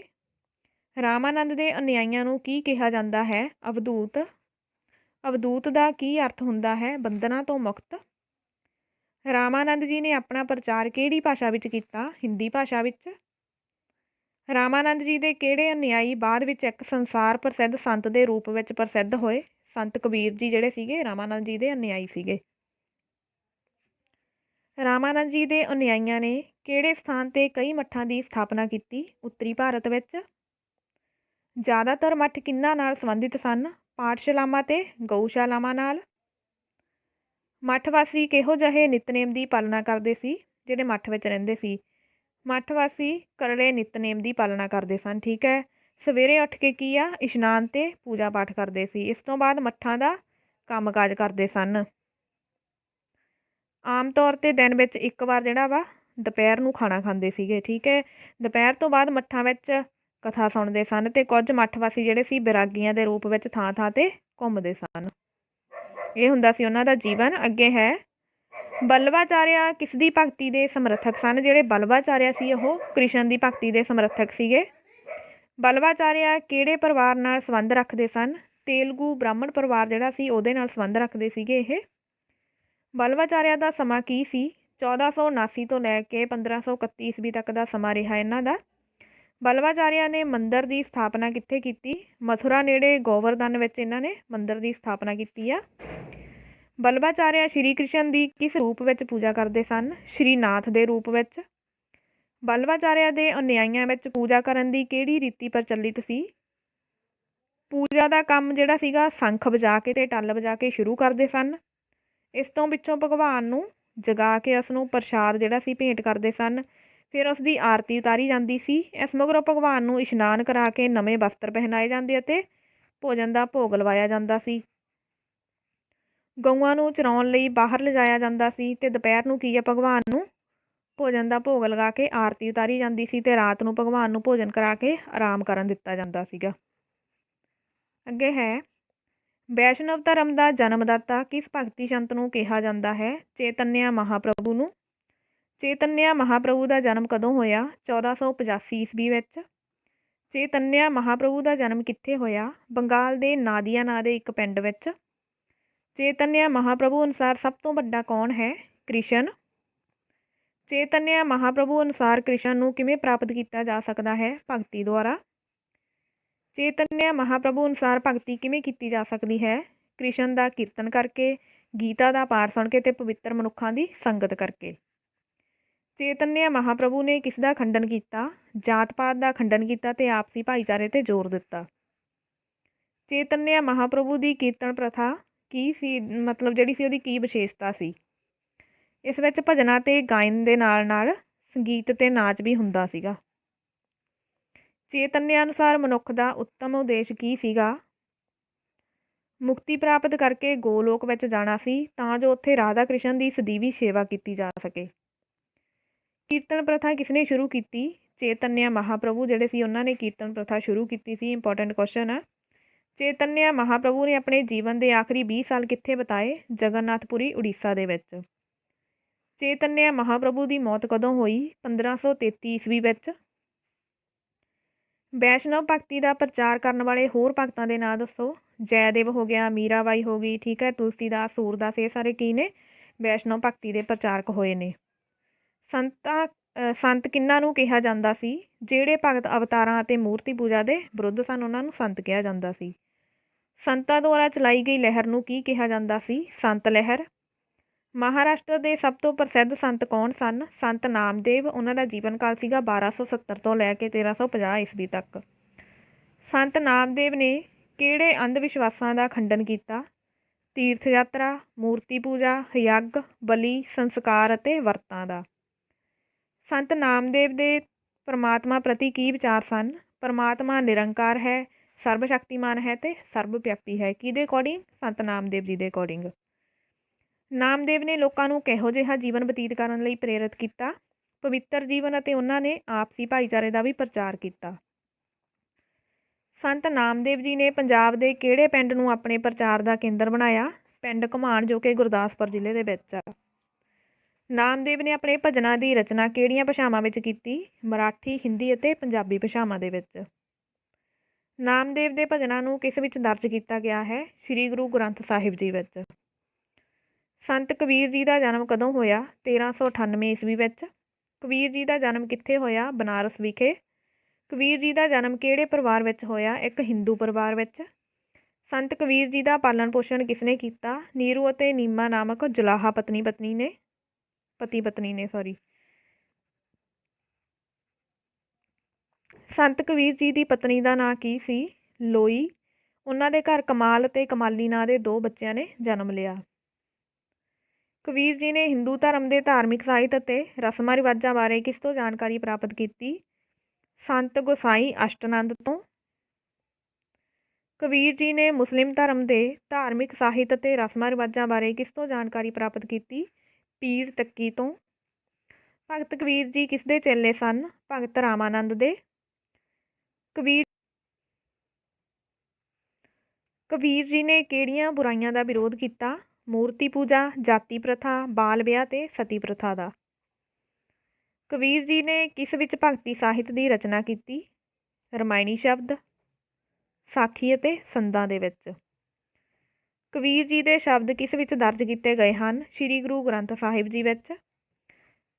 ਸੰਤ ਕਬੀਰ ਜੀ ਨੇ ਕਿਹੜੀ ਪ੍ਰਸਿੱਧ ਪੁਸਤਕ ਲਿਖੀ? ਬੀਜਕ। ਸੰਤ ਕਬੀਰ ਜੀ ਦੇ ਅਨੁਆਈਆਂ ਨੂੰ ਕੀ ਕਿਹਾ ਜਾਂਦਾ ਹੈ? ਕਬੀਰ ਪੰਥੀ।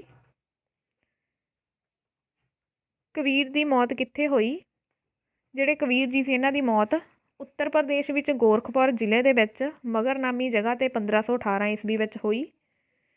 ਗੁਰੂ ਨਾਨਕ ਦੇਵ ਜੀ ਦਾ ਜਨਮ ਕਿੱਥੇ ਹੋਇਆ? ਰਾਏ ਭੋਏ ਦੀ ਤਲਵੰਡੀ। ਗੁਰੂ ਨਾਨਕ ਦੇਵ ਜੀ ਦੇ ਜਨਮ ਸਥਾਨ ਨੂੰ ਅੱਜ ਕੱਲ੍ਹ ਕੀ ਕਿਹਾ ਜਾਂਦਾ ਹੈ? ਨਨਕਾਣਾ ਸਾਹਿਬ, ਜੋ ਕਿ ਪਾਕਿਸਤਾਨ ਵਿੱਚ ਸਥਿਤ ਹੈ। ਗੁਰੂ ਨਾਨਕ ਦੇਵ ਜੀ ਦਾ ਜਨਮ ਕਦੋਂ ਹੋਇਆ? 1469 ਈਸਵੀ ਵਿੱਚ। ਗੁਰੂ ਨਾਨਕ ਦੇਵ ਜੀ ਦੇ ਮਾਤਾ ਪਿਤਾ ਦਾ ਨਾਂ ਕੀ ਸੀ? ਮਾਤਾ ਜੀ ਦਾ ਨਾਂ ਤ੍ਰਿਪਤਾ ਜੀ ਅਤੇ ਪਿਤਾ ਦਾ ਨਾਂ ਮਹਿਤਾ ਕਾਲੂ ਜੀ। ਗੁਰੂ ਨਾਨਕ ਦੇਵ ਜੀ ਦੀ ਭੈਣ ਦਾ ਨਾਂ ਕੀ ਸੀ? ਬੀਬੀ ਨਾਨਕੀ। ਗੁਰੂ ਨਾਨਕ ਦੇਵ ਜੀ ਅਨੁਸਾਰ ਪਰਮਾਤਮਾ ਦੇ ਕਿੰਨੇ ਰੂਪ ਹਨ? 2 ਰੂਪ ਨੇ, ਨਿਰਗੁਣ ਅਤੇ ਸਰਗੁਣ। ਗੁਰੂ ਨਾਨਕ ਦੇਵ ਜੀ ਅਨੁਸਾਰ ਮਨੁੱਖ ਦੇ ਕਿੰਨੇ ਬੈਰੀ ਹਨ? 5 ਬੈਰੀ ਨੇ। ਕਿਹੜੇ ਕਿਹੜੇ? ਕਾਮ, ਕ੍ਰੋਧ, ਲੋਭ, ਮੋਹ ਅਤੇ ਹੰਕਾਰ। ਗੁਰੂ ਨਾਨਕ ਦੇਵ ਜੀ ਕਦੋਂ ਜੋਤੀ ਜੋਤ ਸਮਾਏ? 1539 ਈਸਵੀ ਵਿੱਚ। ਦਾਦੂ ਦਿਆਲ ਦਾ ਜਨਮ ਕਿੱਥੇ ਹੋਇਆ? ਅਹਿਮਦਾਬਾਦ ਵਿੱਚ। ਦਾਦੂ ਦਿਆਲ ਦਾ ਸਮਾਂ ਕੀ ਸੀ? 1544 ਤੋਂ ਲੈ ਕੇ 1603 ਈਸਵੀ ਤੱਕ ਦਾਦੂ ਦਿਆਲ ਜੀ ਦਾ ਸਮਾਂ ਰਿਹਾ। ਦਾਦੂ ਦਿਆਲ ਨੇ ਆਪਣਾ ਜਿਹੜਾ ਵਧੇਰੇ ਜੀਵਨ ਸੀਗਾ ਕਿੱਥੇ ਬਤੀਤ ਕੀਤਾ? ਰਾਜਸਥਾਨ ਵਿੱਚ। ਦਾਦੂ ਦਿਆਲ ਨੇ ਕਿਸ ਦੀ ਭਗਤੀ 'ਤੇ ਜ਼ੋਰ ਦਿੱਤਾ? ਇੱਕ ਪਰਮਾਤਮਾ ਦੀ। ਦਾਦੂ ਦਿਆਲ ਅਨੁਸਾਰ ਪਰਮਾਤਮਾ ਕਿੱਥੇ ਵੱਸਦਾ ਹੈ? ਹਰ ਮਨੁੱਖ ਦੇ ਹਿਰਦੇ ਵਿੱਚ। ਮੁਕਤੀ ਪ੍ਰਾਪਤੀ ਲਈ ਦਾਦੂ ਦਿਆਲ ਕਿਸ ਨੂੰ ਜ਼ਰੂਰੀ ਸਮਝਦੇ ਸਨ? ਆਤਮ ਤਿਆਗ ਨੂੰ। ਦਾਦੂ ਦਿਆਲ ਨੇ ਕਿਸ ਦਾ ਪ੍ਰਚਾਰ ਕੀਤਾ? ਆਪਸੀ ਭਾਈਚਾਰੇ ਦਾ, ਤੇ ਉਹ ਹਿੰਦੂ ਮੁਸਲਿਮ ਏਕਤਾ ਦੇ ਹਾਮੀ ਸਨ। ਕਿਸ ਨੇ ਧਰਮ ਨਾਲ ਸੰਬੰਧਿਤ ਉੱਚੇ ਦਰਜੇ ਦੀਆਂ ਕਵਿਤਾਵਾਂ ਲਿਖੀਆਂ? ਦਾਦੂ ਦਿਆਲ ਨੇ। ਦਾਦੂ ਦਿਆਲ ਦੁਆਰਾ ਲਿਖੇ ਗ੍ਰੰਥ ਨੂੰ ਕੀ ਕਿਹਾ ਜਾਂਦਾ ਹੈ? ਦਾਦੂ ਦਿਆਲ ਜੀ ਦੀ ਬਾਣੀ। ਦਾਦੂ ਦਿਆਲ ਜੀ ਦੇ ਅਨੁਯਾਈ ਕੀ ਅਖਵਾਏ? ਦਾਦੂ ਪੰਥੀ। ਮਾਧਵ ਕਿਹੜੀ ਲਹਿਰ ਦਾ ਸੰਤ ਸੀ? ਵੈਸ਼ਨਵ ਭਗਤੀ ਲਹਿਰ ਦਾ। ਮਾਧਵ ਨੇ ਵੈਸ਼ਨਵ ਭਗਤੀ ਨਾਲ ਸੰਬੰਧਿਤ ਕਿੰਨੀਆਂ ਪੁਸਤਕਾਂ ਦੀ ਰਚਨਾ ਕੀਤੀ? 37 ਪੁਸਤਕਾਂ ਦੀ। ਮਹਾਰਾਸ਼ਟਰ ਦਾ ਸਭ ਤੋਂ ਪ੍ਰਸਿੱਧ ਸੂਫੀ ਸੰਤ ਕਿਸ ਨੂੰ ਮੰਨਿਆ ਜਾਂਦਾ ਹੈ? ਸੰਤ ਨਾਮਦੇਵ ਜੀ ਨੂੰ। ਮੀਰਾਬਾਈ ਕਿੱਥੋਂ ਦੀ ਰਾਣੀ ਸੀ? ਮੇਵਾੜ ਦੀ। ਮੀਰਾਬਾਈ ਕਿਸ ਦੀ ਅਨੁਯਾਈ ਸੀ? ਭਗਤ ਰਵਿਦਾਸ ਜੀ ਦੀ। ਭਗਤ ਰਵਿਦਾਸ ਜੀ ਦਾ ਜਨਮ ਕਿੱਥੇ ਹੋਇਆ? ਬਨਾਰਸ ਵਿਖੇ। ਸੰਤ ਦਾਦੂ ਦਿਆਲ ਨੇ ਆਪਣੇ ਜੀਵਨ ਦਾ ਜ਼ਿਆਦਾ ਸਮਾਂ ਕਿੱਥੇ ਗੁਜ਼ਾਰਿਆ? ਰਾਜਸਥਾਨ ਵਿੱਚ। ਰਾਮਚਰਿਤ ਮਾਨਸ ਦੀ ਰਚਨਾ ਕਿਸਨੇ ਕੀਤੀ? ਤੁਲਸੀਦਾਸ ਨੇ। ਤੁਲਸੀਦਾਸ ਨੂੰ ਹੋਰ ਕਿਸ ਨਾਂ ਨਾਲ ਜਾਣਿਆ ਜਾਂਦਾ ਸੀ? ਗੋਸਵਾਮੀ ਤੁਲਸੀਦਾਸ ਦੇ ਨਾਮ ਨਾਲ। ਕਿਹੜਾ ਭਗਤੀ ਸੰਤ ਜਨਮ ਤੋਂ ਹੀ ਨੇਤਰਹੀਣ ਸੀ? ਸੂਰਦਾਸ ਜਿਹੜੇ ਸੀ ਉਹ ਜਨਮ ਤੋਂ ਹੀ ਨੇਤਰਹੀਣ ਸੀ। ਸੂਰਦਾਸ ਨੇ ਕਿਹੜੀਆਂ ਪ੍ਰਸਿੱਧ ਪੁਸਤਕਾਂ ਦੀ ਰਚਨਾ ਕੀਤੀ? ਸੂਰਸਾਗਰ, ਸੂਰ ਸਰਾਵਲੀ ਅਤੇ ਸਾਹਿਤ ਲਹਿਰੀ ਦੀ। ਗੋਰਖਨਾਥੀਆਂ ਨੂੰ ਦੀਖਿਆ ਕਿਸ ਦੁਆਰਾ ਦਿੱਤੀ ਜਾਂਦੀ ਸੀ? ਮੱਠ ਦੇ ਮੁਖੀ ਦੁਆਰਾ। ਗੋਰਖਨਾਥੀ ਜੋਗੀਆਂ ਨੂੰ ਹੋਰ ਕਿਸ ਨਾਂ ਨਾਲ ਜਾਣਿਆ ਜਾਂਦਾ ਸੀ? ਕੰਨਪਾਟੇ ਜੋਗੀ। ਇਸ ਦੇ ਨਾਲ ਹੀ ਮੇਰਾ ਅੱਜ ਦਾ ਟੌਪਿਕ ਆ ਜਿਹੜਾ ਖ਼ਤਮ ਹੁੰਦਾ। ਆਈ ਹੋਪ ਕਿ ਤੁਹਾਨੂੰ ਵੀਡੀਓ ਪਸੰਦ ਆਈ ਹੋਊਗੀ। ਇਸ ਨੂੰ ਲਾਈਕ ਕਰੋ, ਸ਼ੇਅਰ ਕਰੋ ਅਤੇ ਇਸ ਤਰ੍ਹਾਂ ਦੀਆਂ ਹੋਰ ਵੀਡੀਓਜ਼ ਦੇਖਣ ਲਈ ਸਾਡੇ ਚੈਨਲ ਨੂੰ ਸਬਸਕ੍ਰਾਈਬ ਕਰੋ। Thank you. ਮਿਲਦੇ ਹਾਂ ਨੈਕਸਟ ਵੀਡੀਓ 'ਚ। ਕਬੀਰ ਜੀ ਨੇ ਕਿਹੜੀਆਂ ਬੁਰਾਈਆਂ ਦਾ ਵਿਰੋਧ ਕੀਤਾ? ਮੂਰਤੀ ਪੂਜਾ, ਜਾਤੀ ਪ੍ਰਥਾ, ਬਾਲ ਵਿਆਹ ਅਤੇ ਸਤੀ ਪ੍ਰਥਾ ਦਾ। ਕਬੀਰ ਜੀ ਨੇ ਕਿਸ ਵਿੱਚ ਭਗਤੀ ਸਾਹਿਤ ਦੀ ਰਚਨਾ ਕੀਤੀ? ਰਮਾਇਣੀ ਸ਼ਬਦ, ਸਾਖੀ ਅਤੇ ਸੰਦਾਂ ਦੇ ਵਿੱਚ। ਕਬੀਰ ਜੀ ਦੇ ਸ਼ਬਦ ਕਿਸ ਵਿੱਚ ਦਰਜ ਕੀਤੇ ਗਏ ਹਨ? ਸ਼੍ਰੀ ਗੁਰੂ ਗ੍ਰੰਥ ਸਾਹਿਬ ਜੀ ਵਿੱਚ। ਸੰਤ ਕਬੀਰ ਜੀ ਨੇ ਕਿਹੜੀ ਪ੍ਰਸਿੱਧ ਪੁਸਤਕ ਲਿਖੀ? ਬੀਜਕ। ਸੰਤ ਕਬੀਰ ਜੀ ਦੇ ਅਨੁਆਈਆਂ ਨੂੰ ਕੀ ਕਿਹਾ ਜਾਂਦਾ ਹੈ? ਕਬੀਰ ਪੰਥੀ। ਕਬੀਰ ਦੀ ਮੌਤ ਕਿੱਥੇ ਹੋਈ? ਜਿਹੜੇ ਕਬੀਰ ਜੀ ਸੀ ਇਹਨਾਂ ਦੀ ਮੌਤ ਉੱਤਰ ਪ੍ਰਦੇਸ਼ ਵਿੱਚ ਗੋਰਖਪੁਰ ਜ਼ਿਲ੍ਹੇ ਦੇ ਵਿੱਚ ਮਗਰ ਨਾਮੀ ਜਗ੍ਹਾ 'ਤੇ 1518 ਈਸਵੀ ਵਿੱਚ ਹੋਈ। ਗੁਰੂ ਨਾਨਕ ਦੇਵ ਜੀ ਦਾ ਜਨਮ ਕਿੱਥੇ ਹੋਇਆ? ਰਾਏ ਭੋਏ ਦੀ ਤਲਵੰਡੀ। ਗੁਰੂ ਨਾਨਕ ਦੇਵ ਜੀ ਦੇ ਜਨਮ ਸਥਾਨ ਨੂੰ ਅੱਜ ਕੱਲ੍ਹ ਕੀ ਕਿਹਾ ਜਾਂਦਾ ਹੈ? ਨਨਕਾਣਾ ਸਾਹਿਬ, ਜੋ ਕਿ ਪਾਕਿਸਤਾਨ ਵਿੱਚ ਸਥਿਤ ਹੈ। ਗੁਰੂ ਨਾਨਕ ਦੇਵ ਜੀ ਦਾ ਜਨਮ ਕਦੋਂ ਹੋਇਆ? 1469 ਈਸਵੀ ਵਿੱਚ। ਗੁਰੂ ਨਾਨਕ ਦੇਵ ਜੀ ਦੇ ਮਾਤਾ ਪਿਤਾ ਦਾ ਨਾਂ ਕੀ ਸੀ? ਮਾਤਾ ਜੀ ਦਾ ਨਾਂ ਤ੍ਰਿਪਤਾ ਜੀ ਅਤੇ ਪਿਤਾ ਦਾ ਨਾਂ ਮਹਿਤਾ ਕਾਲੂ ਜੀ। ਗੁਰੂ ਨਾਨਕ ਦੇਵ ਜੀ ਦੀ ਭੈਣ ਦਾ ਨਾਂ ਕੀ ਸੀ? ਬੀਬੀ ਨਾਨਕੀ। ਗੁਰੂ ਨਾਨਕ ਦੇਵ ਜੀ ਅਨੁਸਾਰ ਪਰਮਾਤਮਾ ਦੇ ਕਿੰਨੇ ਰੂਪ ਹਨ? 2 ਰੂਪ ਨੇ, ਨਿਰਗੁਣ ਅਤੇ ਸਰਗੁਣ। ਗੁਰੂ ਨਾਨਕ ਦੇਵ ਜੀ ਅਨੁਸਾਰ ਮਨੁੱਖ ਦੇ ਕਿੰਨੇ ਬੈਰੀ ਹਨ? 5 ਬੈਰੀ ਨੇ। ਕਿਹੜੇ ਕਿਹੜੇ? ਕਾਮ, ਕ੍ਰੋਧ, ਲੋਭ, ਮੋਹ ਅਤੇ ਹੰਕਾਰ। ਗੁਰੂ ਨਾਨਕ ਦੇਵ ਜੀ ਕਦੋਂ ਜੋਤੀ ਜੋਤ ਸਮਾਏ? 1539 ਈਸਵੀ ਵਿੱਚ। ਦਾਦੂ ਦਿਆਲ ਦਾ ਜਨਮ ਕਿੱਥੇ ਹੋਇਆ? ਅਹਿਮਦਾਬਾਦ ਵਿੱਚ। ਦਾਦੂ ਦਿਆਲ ਦਾ ਸਮਾਂ ਕੀ ਸੀ? 1544 ਤੋਂ ਲੈ ਕੇ 1603 ਈਸਵੀ ਤੱਕ ਦਾਦੂ ਦਿਆਲ ਜੀ ਦਾ ਸਮਾਂ ਰਿਹਾ। ਦਾਦੂ ਦਿਆਲ ਨੇ ਆਪਣਾ ਜਿਹੜਾ ਵਧੇਰੇ ਜੀਵਨ ਸੀਗਾ ਕਿੱਥੇ ਬਤੀਤ ਕੀਤਾ? ਰਾਜਸਥਾਨ ਵਿੱਚ। ਦਾਦੂ ਦਿਆਲ ਨੇ ਕਿਸ ਦੀ ਭਗਤੀ 'ਤੇ ਜ਼ੋਰ ਦਿੱਤਾ? ਇੱਕ ਪਰਮਾਤਮਾ ਦੀ। ਦਾਦੂ ਦਿਆਲ ਅਨੁਸਾਰ ਪਰਮਾਤਮਾ ਕਿੱਥੇ ਵੱਸਦਾ ਹੈ? ਹਰ ਮਨੁੱਖ ਦੇ ਹਿਰਦੇ ਵਿੱਚ। ਮੁਕਤੀ ਪ੍ਰਾਪਤੀ ਲਈ ਦਾਦੂ ਦਿਆਲ ਕਿਸ ਨੂੰ ਜ਼ਰੂਰੀ ਸਮਝਦੇ ਸਨ? ਆਤਮ ਤਿਆਗ ਨੂੰ। ਦਾਦੂ ਦਿਆਲ ਨੇ ਕਿਸ ਦਾ ਪ੍ਰਚਾਰ ਕੀਤਾ? ਆਪਸੀ ਭਾਈਚਾਰੇ ਦਾ, ਅਤੇ ਉਹ ਹਿੰਦੂ ਮੁਸਲਿਮ ਏਕਤਾ ਦੇ ਹਾਮੀ ਸਨ। ਕਿਸ ਨੇ ਧਰਮ ਨਾਲ ਸੰਬੰਧਿਤ ਉੱਚੇ ਦਰਜੇ ਦੀਆਂ ਕਵਿਤਾਵਾਂ ਲਿਖੀਆਂ? ਦਾਦੂ ਦਿਆਲ ਨੇ। ਦਾਦੂ ਦਿਆਲ ਦੁਆਰਾ ਲਿਖੇ ਗ੍ਰੰਥ ਨੂੰ ਕੀ ਕਿਹਾ ਜਾਂਦਾ ਹੈ? ਦਾਦੂ ਦਿਆਲ ਜੀ ਦੀ ਬਾਣੀ। ਦਾਦੂ ਦਿਆਲ ਜੀ ਦੇ ਅਨੁਯਾਈ ਕੀ ਅਖਵਾਏ? ਦਾਦੂ ਪੰਥੀ। ਮਾਧਵ ਕਿਹੜੀ ਲਹਿਰ ਦਾ ਸੰਤ ਸੀ? ਵੈਸ਼ਨਵ ਭਗਤੀ ਲਹਿਰ ਦਾ। ਮਾਧਵ ਨੇ ਵੈਸ਼ਨਵ ਭਗਤੀ ਨਾਲ ਸੰਬੰਧਿਤ ਕਿੰਨੀਆਂ ਪੁਸਤਕਾਂ ਦੀ ਰਚਨਾ ਕੀਤੀ? 37 ਪੁਸਤਕਾਂ ਦੀ। ਮਹਾਰਾਸ਼ਟਰ ਦਾ ਸਭ ਤੋਂ ਪ੍ਰਸਿੱਧ ਸੂਫੀ ਸੰਤ ਕਿਸ ਨੂੰ ਮੰਨਿਆ ਜਾਂਦਾ ਹੈ? ਸੰਤ ਨਾਮਦੇਵ ਜੀ ਨੂੰ। ਮੀਰਾਬਾਈ ਕਿੱਥੋਂ ਦੀ ਰਾਣੀ ਸੀ? ਮੇਵਾੜ ਦੀ। ਮੀਰਾਬਾਈ ਕਿਸ ਦੀ ਅਨੁਯਾਈ ਸੀ? ਭਗਤ ਰਵਿਦਾਸ ਜੀ ਦੀ। ਭਗਤ ਰਵਿਦਾਸ ਜੀ ਦਾ ਜਨਮ ਕਿੱਥੇ ਹੋਇਆ? ਬਨਾਰਸ ਵਿਖੇ। ਸੰਤ ਦਾਦੂ ਦਿਆਲ ਨੇ ਆਪਣੇ ਜੀਵਨ ਦਾ ਜ਼ਿਆਦਾ ਸਮਾਂ ਕਿੱਥੇ ਗੁਜ਼ਾਰਿਆ? ਰਾਜਸਥਾਨ ਵਿੱਚ।